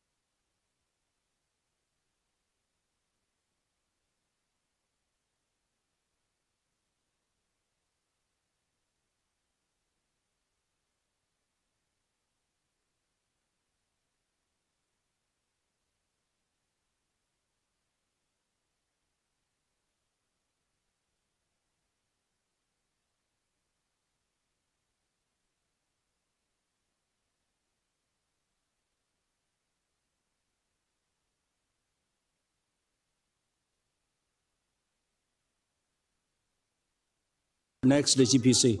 Sorry, 1 second. We are trying to go. Okay. So we are not streaming yet. So Okay. All right. let's wait for a sec to.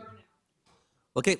Welcome back, everyone, from the recess. Now, I just would like to ask Trustee Pei about the next steps on your motion. Thank you, Mr. Chair. I want to move a notice motion. Thank you for next Thank you. GPC. Thank you, Trustee Pei. So Trustee Pei is moving the motion that he has submitted in the blue folder as a notice of motion to GPC, the first GPC coming up in September. Do we need a motion to this? No, we don't. It's a notice of motion, so that we don't have anything else to do with that. Thank you very much, Trustee Pei, for that. We will move on to the next item on the agenda, 16.3. Business arising requesting support to deal with incidents of hate and geopolitical tensions. This is Trustee Laskin. Go ahead.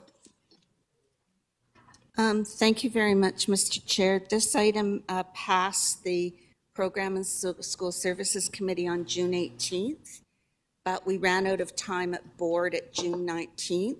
So it's a recommendation from Program and School Services, and it was moved at the time by Trustee Cherneslin and seconded by Trustee Loka-Rotman on my behalf, because I'm not a member of GPC. So I'd like to move it here tonight, and Trustee Loka-Rotman will continue to second. It needs a couple adjustments because of the time lag. The original motion from June 19th said, for example, on the request on item A1, that this be in place for the start of the 2024-2025 school year, but because of the delay when it wasn't passed in June, I think that language should be changed to as soon as possible in the 2024-2025 school year. And it needs one more change simply because of the time lag. Again, in item D, it asks that the chair write to the Ontario College of Teachers, and it said before the 2024-2025 school year, but that would have to be changed again to as soon as possible in the 2024-2025 school year. Besides that, Mr. Chair, because of the lateness of the hour and because it passed through the committee, I believe it's self-explanatory with the trustees reading it. We have written the ministry a few times. We wrote them about the Ontario Human Rights Commissioner's call to actually develop a well-resourced province-wide anti-hate strategy. We also wrote them to establish provincial reporting standards and help us with data collection. We heard back from neither one. And hate continues to rise in our communities. And we really need support of the ministry and resources of the ministry, all school boards across the province, not just the TDSB, in order to address this in our schools. So thank you very much, Mr. Chair. Thank you. Would you like to speak on this as a seconder, Trustee Loka-Rotman? No? Okay. Do we have a speakers list on this? Anyone wish like to? Sorry, I have to. Anyone else wants to speak on this item? I have.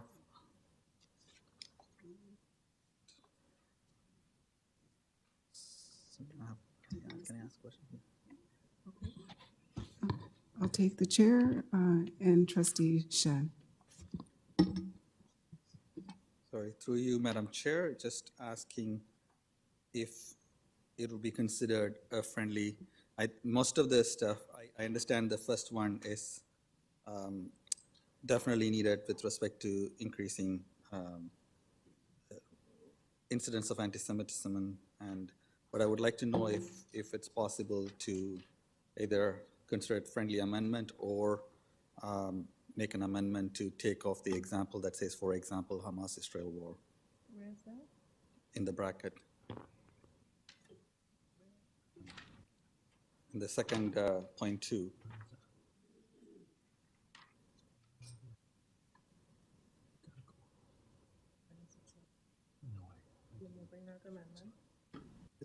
Is that something that could be done, or should I move it as a Sure.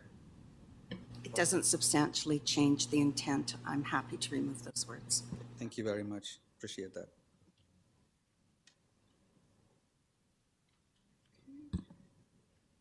And I'll pass back the chair to Trustee Shah. Thank you. Anyone else wish to speak on this? Okay. Seeing no additional speakers, would you like to close something? No, but I would like a recorded vote, Mr. Chair. You want a recorded vote? Yes, please. And do you need to vote, sorry, Adam, or you good? Okay. All right. Recorded vote on this item. All three sections, or all multiple sections, I guess, till F. Till F is being voted together. Open the page. What happened?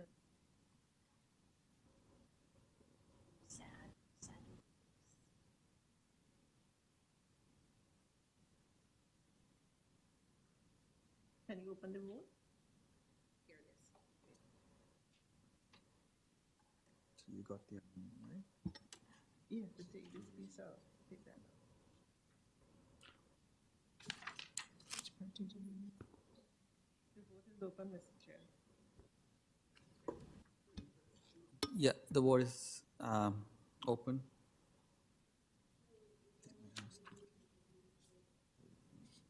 Sorry. Yeah, a recorded vote. Okay, 1 second.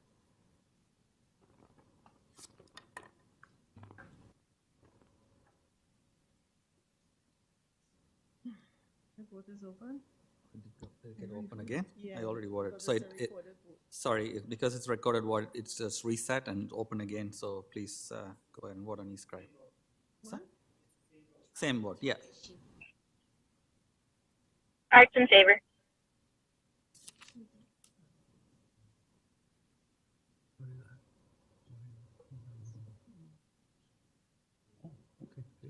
Not coming up? It came up. Trustees Hassan, Hastings, Lee. Trustee Hassan? Oh, okay.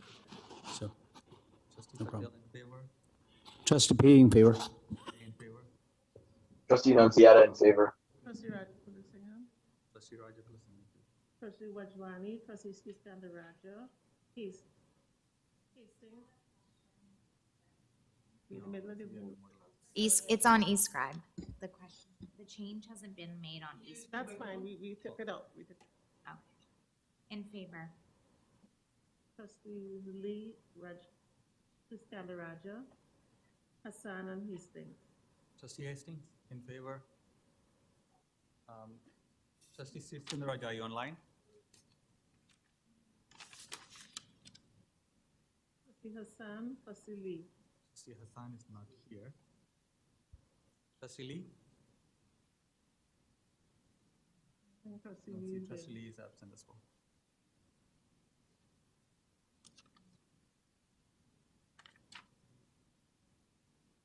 We'll close the vote.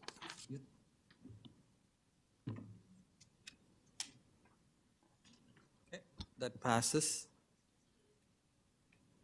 He was absent. Trustee Lee is absent. What's wrong? Oh, Trustee Lee is absent, not conflict. Yeah. What is it? Conflict. Yeah. Do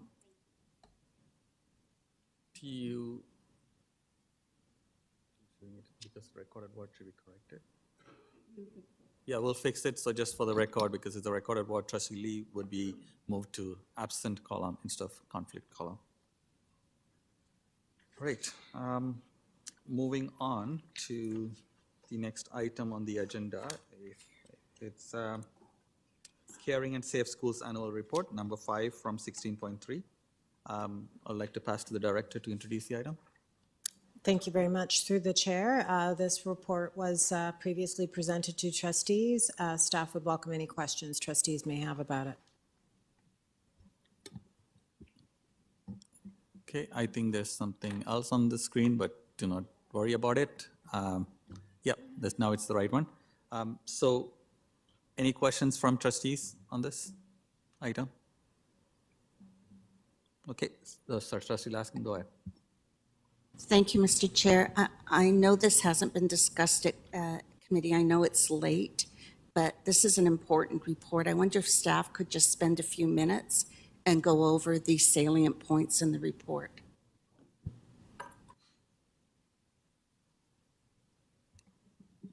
So I'm not sure if Trustee Director, would you like to ask the appropriate staff to speak on this?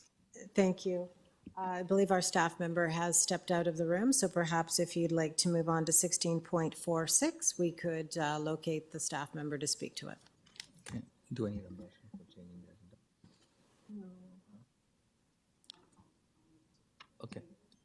Table it and come back. Yeah. So Trustee Laskin is moving to table the item and to come back to it later. Trustee Rajwani is seconding. All those in favor? Anyone opposed? Okay, that's carried. So we move on to the next item, 16.4, which is from the Planning and Priorities Committee, Strategic Workforce Engagement and Attendance Support. Is there someone to introduce this item? Director? Thank you very much through the chair. This report was originally presented and discussed at length at the June 11th excuse me, Planning Priorities Committee. Happy to answer any additional questions that have not already been asked. Thank you. Trustee Didividis, moving it? Yeah. If there are no questions? Thank you. Is there a seconder for that? Trustee Rajwani, all those in favor? Anyone opposed? Okay, that's carried. Yeah, we'll move on to, I think I saw, okay, maybe we'll continue on. Move on to, sorry. Director, were you going to say something? We'll move on to the next item and then come back. 16.5 is Finance, Budget, and Enrollment Committee from June 13th. There's a business arising from 2020, business arising talking about 2020 federal, provincial, and municipal budget consultation. Whose motion is this?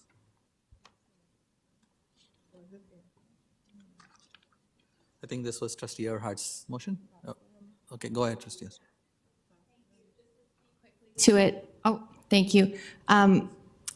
Happy to answer any questions on the motion. I just simply wanted to note that the first whereas on the motion, just to note that the Federal Standing Committee on Finance, the consultation deadline has now passed. It took place in August, and so we did miss the opportunity to speak out on that. I do see that as a missed opportunity to in particularly speak about the needs of all public schools, but Toronto District School Board, for investments from all orders of government and broad commitments to reinvestment in capital updates for schools that relate to clean air and climate change mitigation and adaptation in particular. There's many things here, but those are some key areas where I feel we have a missed opportunity. However, we can participate in the Finance Canada's budget consultation process still,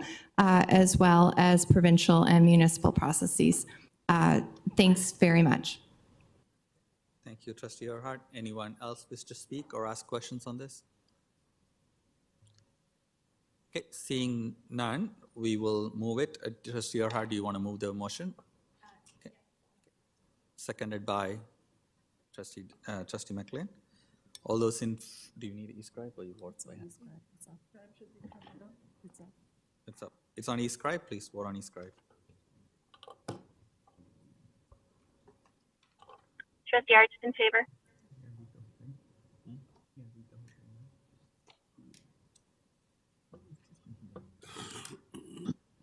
Trustee Manziata in favor. Trustee Payne in favor.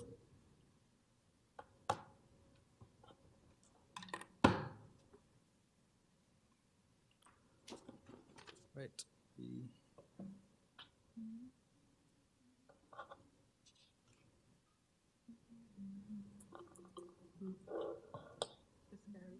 Okay, it's carried. Thank you. We move on to number 17. That's from the most recent Finance, Budget, and Enrollment Committee report that has 3 sections. I would like to ask the director to see who would be speaking on this item. Thank you, and through the chair. So I just am going to outline all three of the reports that were presented. The first one being the capital priority submission for 24-25. During the summer, we received the request from the ministry to submit our capital priority submissions for the 24-25 school year, and those were presented at the committee and approved by trustees. The second was the budget deficit recovery plan, and if I think because it is so important and because it was just the other night and not all trustees had an opportunity, I'm very quickly going to run through the presentation that we looked at that evening. So just want to make sure that this works.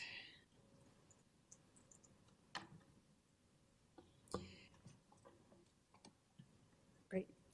So first, it was just a reminder of where we landed at the end of June, because it was, the summer has passed, and it's important to know where we started. So we did start with a deficit of 52.3 million through reductions, including some savings, some operational efficiencies that were found, the charging of the ability to charge repair fees to families for one-to-one devices, and then additional replacement cost savings, so for a total of 10.5 million in savings for replacement costs for sick leave for next year.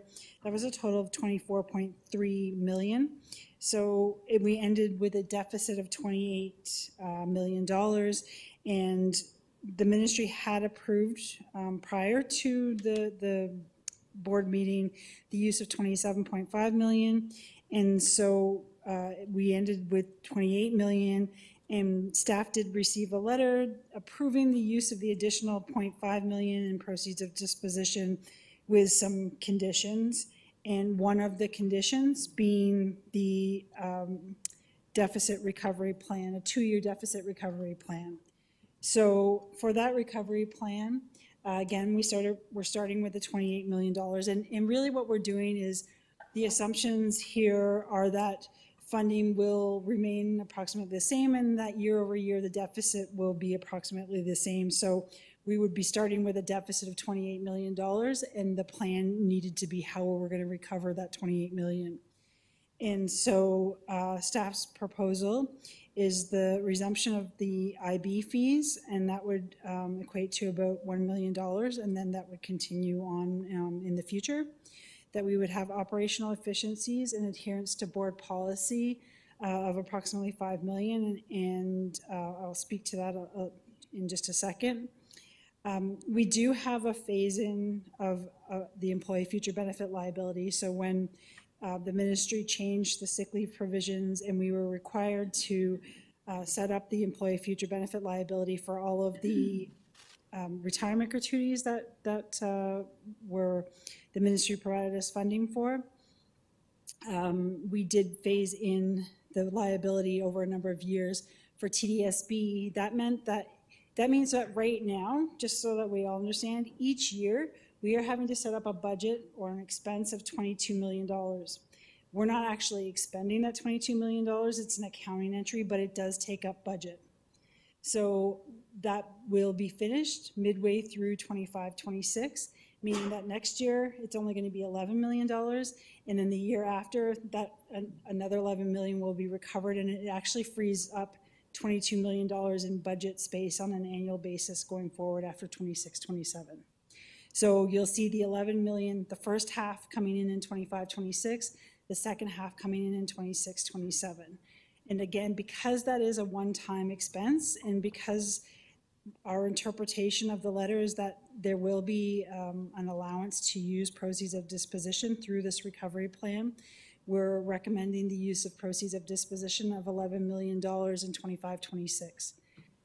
So therefore, we're looking at, again, the resumption of IB fees of $1 million, the operational efficiencies and adherence to board policy of $5 million, Then the reduction in employee future benefit liability phase-in of 22 million. So that's where the entire 28 million will come from. When we look at the operational efficiencies and adherence to board policy, one of the bullet points was that full cost recovery on non-kindergarten to grade 8 programs. And so when we look at the operational savings of 5 million, we're looking at the general interest courses, which we had talked about, international language education, adult education, permit fees, and then any other program efficiencies identified. So we do see these as operational, but again, there are reports that are attached to these changes as directed by the board through the budget process. So those reports will come back through the fall. And then as part of business arising, the board did ask for, or the committee did ask for us to bring back sort of the total of all of these savings, and also asked about one-to-one device fees. So that's the extent of the 3 different reports that happened on Monday, and we're happy to answer any questions. Thank you. Thank you. Is there anyone on the speakers list? I don't see anyone in the room. No one online. Madam Chair? Oh. Can I move all reports together as one? The entire report? Do I have a seconder? Trustee Reggie-Kulisingam, are we doing e-scribe? The report be adopted. Are you ready? That the report be adopted.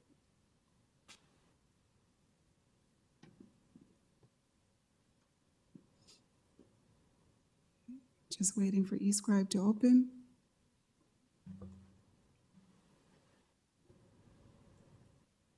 Roger Kulisingam.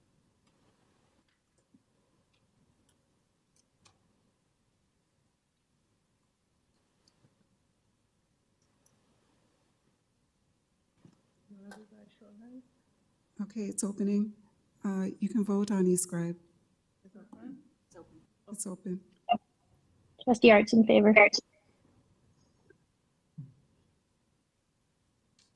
Trustee Nunziata in favor. Nunziata in favor. Was that in favor, Trustee Nunziata? Yes, in favor. Thank you. Trustee Ahad. Trustee Patel. Trustee P. That is absent. Trustee P. Trustee Roger. Trustee Shan.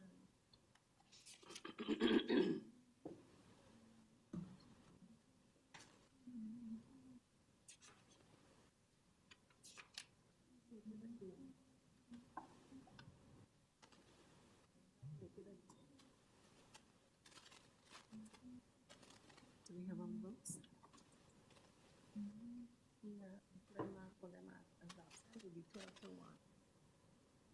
Why we close it? What's wrong?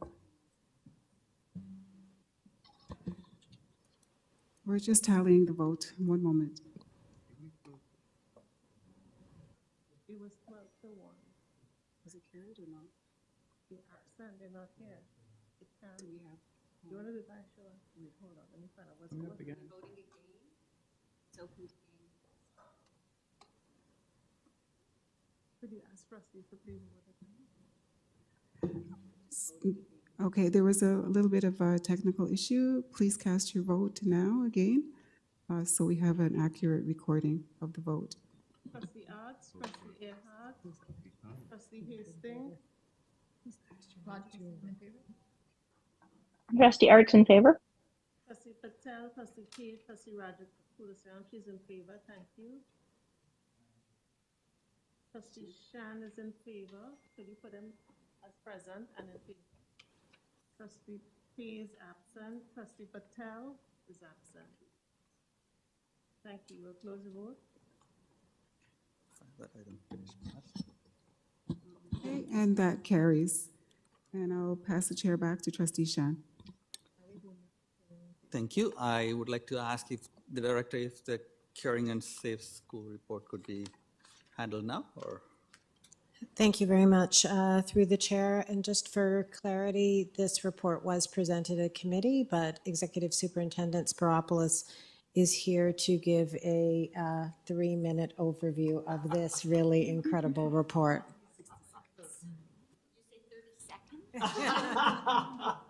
Second that. So you move to take it from the table, right? Move to. Good evening, everyone. Bring it back onto the agenda from the table. Trustee Laskin, Trustee McLean, all those in favor? Anyone opposed? Okay, thank you. So we move on back to Caring and Safe Schools Annual Report. Good evening, everyone. Thank you. And through the chair, it takes me longer than 5 minutes to say good morning, but I'm going to do my absolute very best. This report came to committee in June. We discussed the 3 major elements of the package, which included the annual Caring and Safe Schools report, but also included an update with respect to how we're addressing the data, which at TDSB we've been calling the collaborative approach to school and community safety, and also brought a summary of some findings that have been made after we hired an external firm to give us best advice on how to respond to the conditions that are present in our communities, which are also impacting our schools. We went into great deal during committee. I'm happy to turn it back over to you and take any questions you may have. And I think that was 36 seconds. So. Thank you. Any questions on this report? Trustee Laskin? Sorry. Thank you, Mr. Chair. I don't have a question, but I do have a comment, and that's for communications. And I see our executive officer here.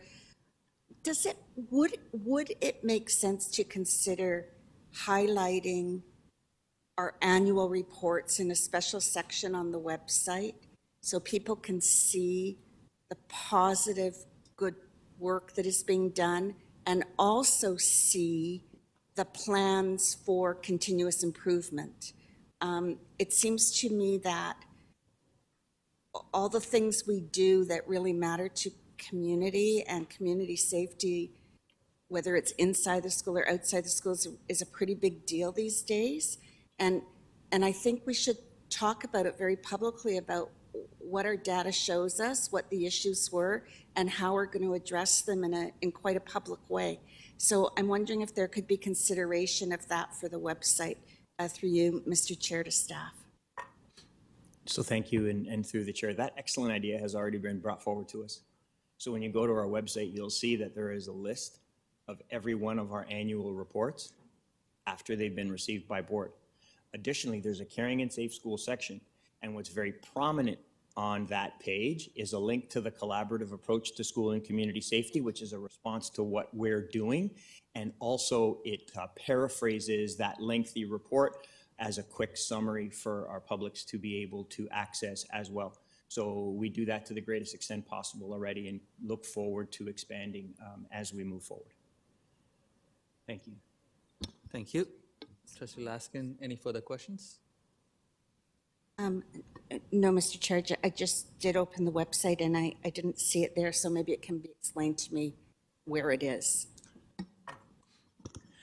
Through the chair, I'm happy to explain that. If you go under elementary schools or high schools to our Caring and Safe Schools section, you will see under there, you will not only see the annual reports for the previous years that highlight all of the data that we share annually, but you'll also see a section on addressing school safety, which also includes more information about the expert reference panel.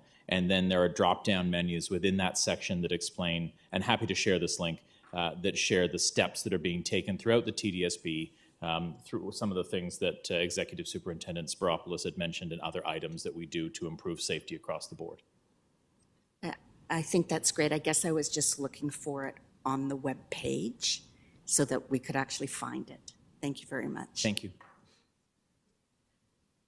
Thank you, Trustee Laskin, Trustee King. Thank you, through you, Chair. I don't have a question, but I do have something to share that I held back last time because of the very late hour. It's slightly less late this time around. And to Trustee Laskin's point, I do think it's important that we're sharing the successes as well, that we're not only reassuring and giving confidence to the public in what we're doing and the progress that we're making, but that we're sharing good practice and good results and outcomes across the system as well. So I just wanted to speak to the creation of the Parkdale Safety Table because it relates very directly to one of the recommendations out of the collaborative approach to school safety.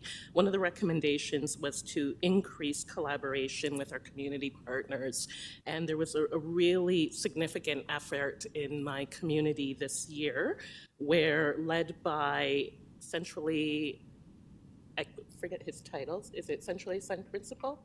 Jason Candicari. Yes, thank you. It changes and it gets longer with the different assignments.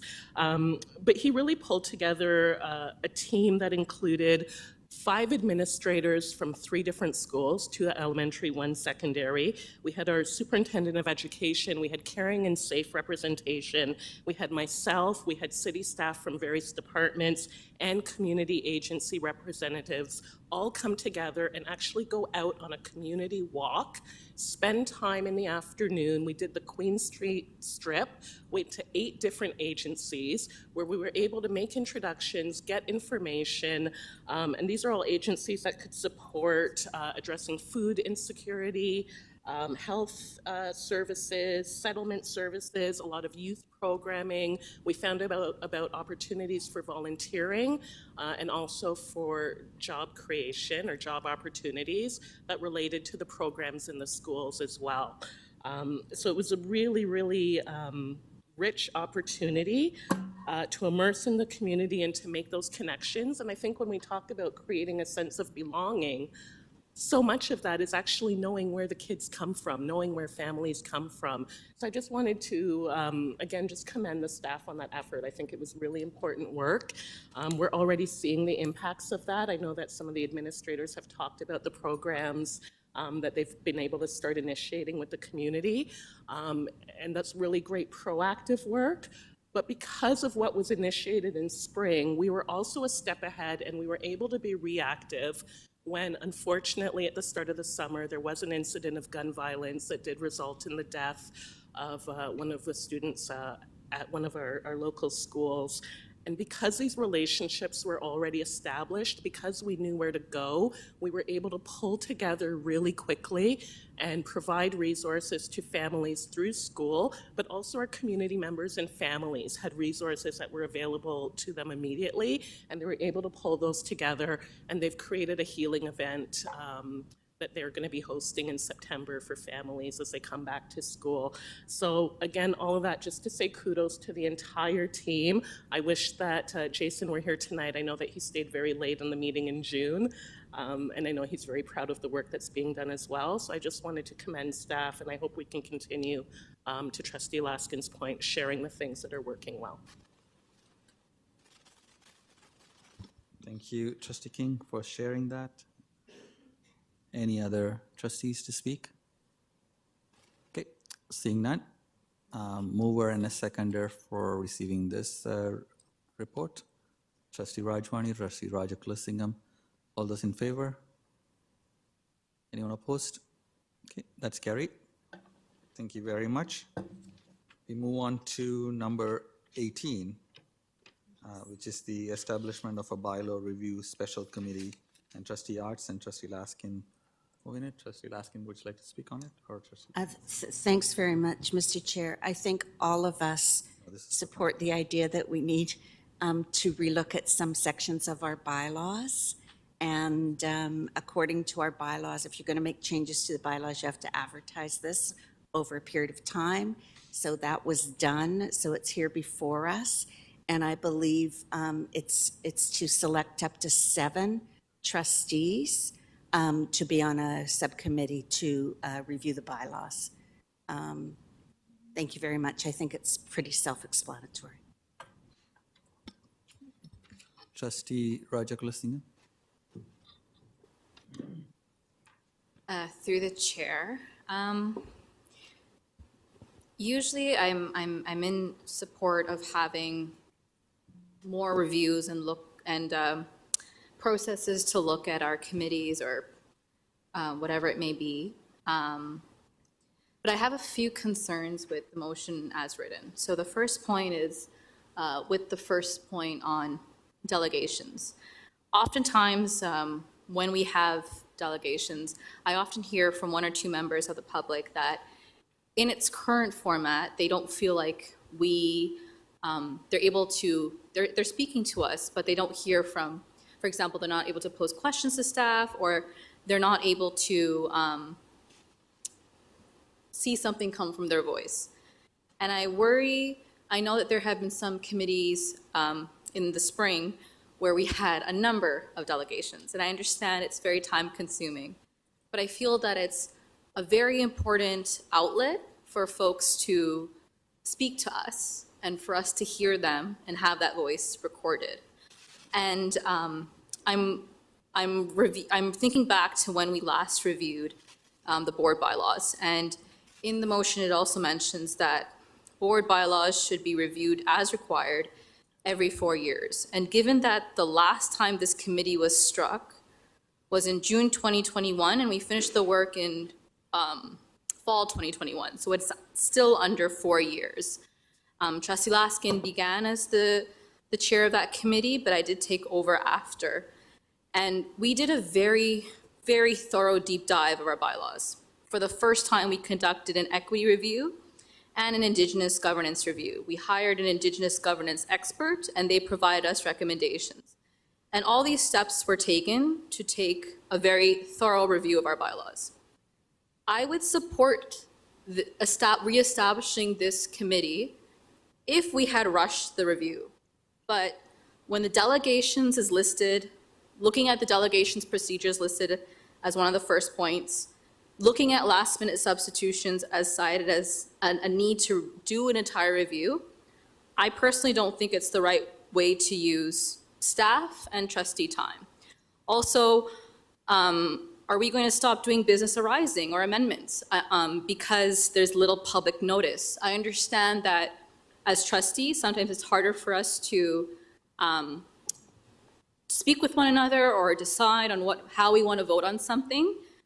But I just worry that, like last term, we never did business arisings, but this term we're doing so many of them. And I'm just worrying that sometimes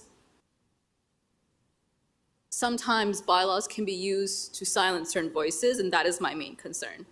I understand our meetings at some committee and board meetings have taken up a lot of our time, but we have also extended some of the policy schedule for some of our policies from 4 years to 5 years. And there are other steps we're taking to make sure that our time is being more used efficiently. Perhaps for committee chairs, when we have delegations and questions of clarification are being asked, we can take a better look at which questions should be asked, which questions are not appropriate, to reduce the time there. But I'm just, given that we're under 4 years, I don't see the necessity for this committee at this time, citing the reasons, the first few reasons that were cited, especially when we are in the process of getting a new director. I just think it's a very big undertaking at this time. When we're under 4 years, I don't see the need for it.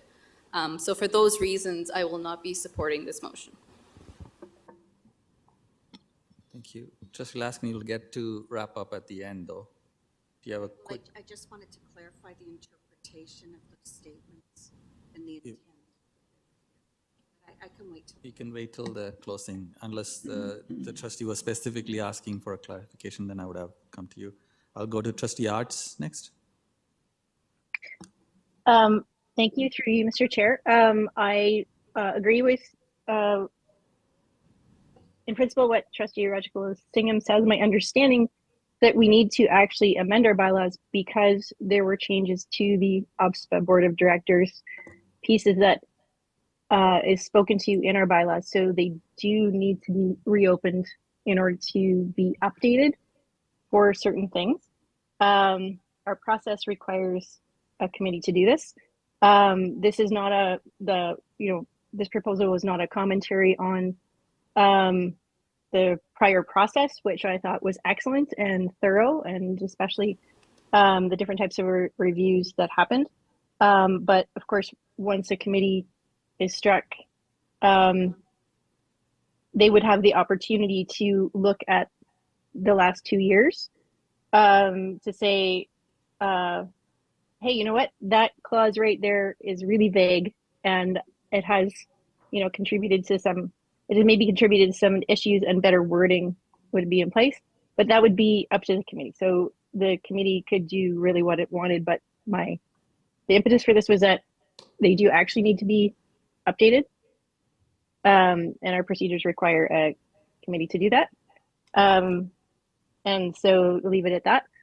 If there were ideas, I would welcome ideas for better engagement and better, or like an easier delegation process, something that would encourage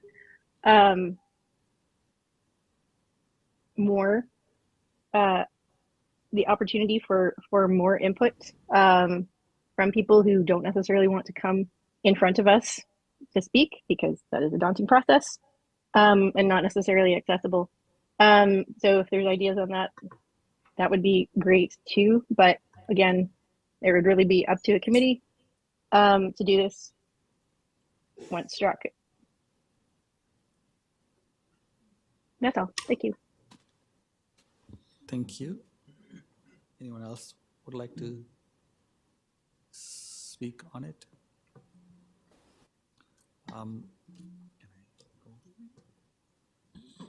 Okay, I'll take the chair. Trustee Shan. Thank you. Through you, Madam Chair, I understand there's a description on the mandate, but it could be interpreted broadly as an umbrella thing, because if you read it through, there's a number of different things that are listed. So if you vote in favor, does the work limit us to the things that are listed here, or is it a bylaw review committee that will just function and bring back any other things that are not listed as well? Through maybe the governance representatives can say. My question is that it lists mandate, but it also says under mandate, it says bylaws and present recommendations and matters pertaining to bylaws, including but not limited to. When it says including but not limited to, I'm understanding this could be anything under the bylaw. Okay, so if there's other things that emerge during this thing that people would like to explore, they would have the opportunity to do it. Okay, that's good. Thank you. Okay, I'll pass the chair back to Trustee Shan. Thank you. Anyone else would like to speak on this item? Just a question to the movers. There are 7 trustees that need to be appointed by the board. Do we need to make that determination today in terms of the composition of potential committee? To be honest, I'm still wavering in terms of what to do, but just thinking about time today, for example.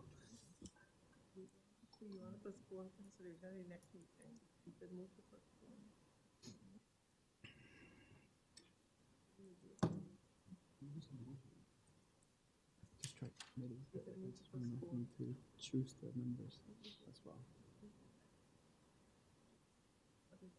Okay, so just to clarify, Trustee D. David's question is, if this motion passes, do we have to do the election today, or would that be done at a different time?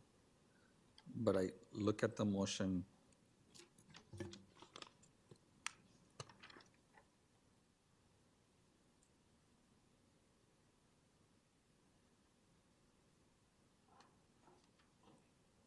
Do you want to clarify? Is that possible, or if the motion passes, we have to do the election now?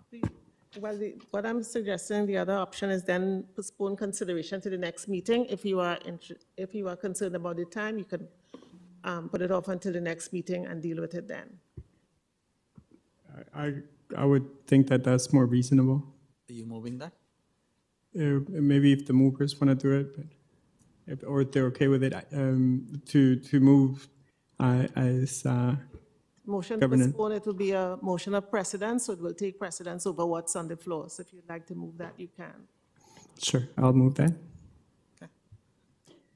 Seconded by Trustee Patel. Okay. Any discussion on that? No? You go ahead. Discussion.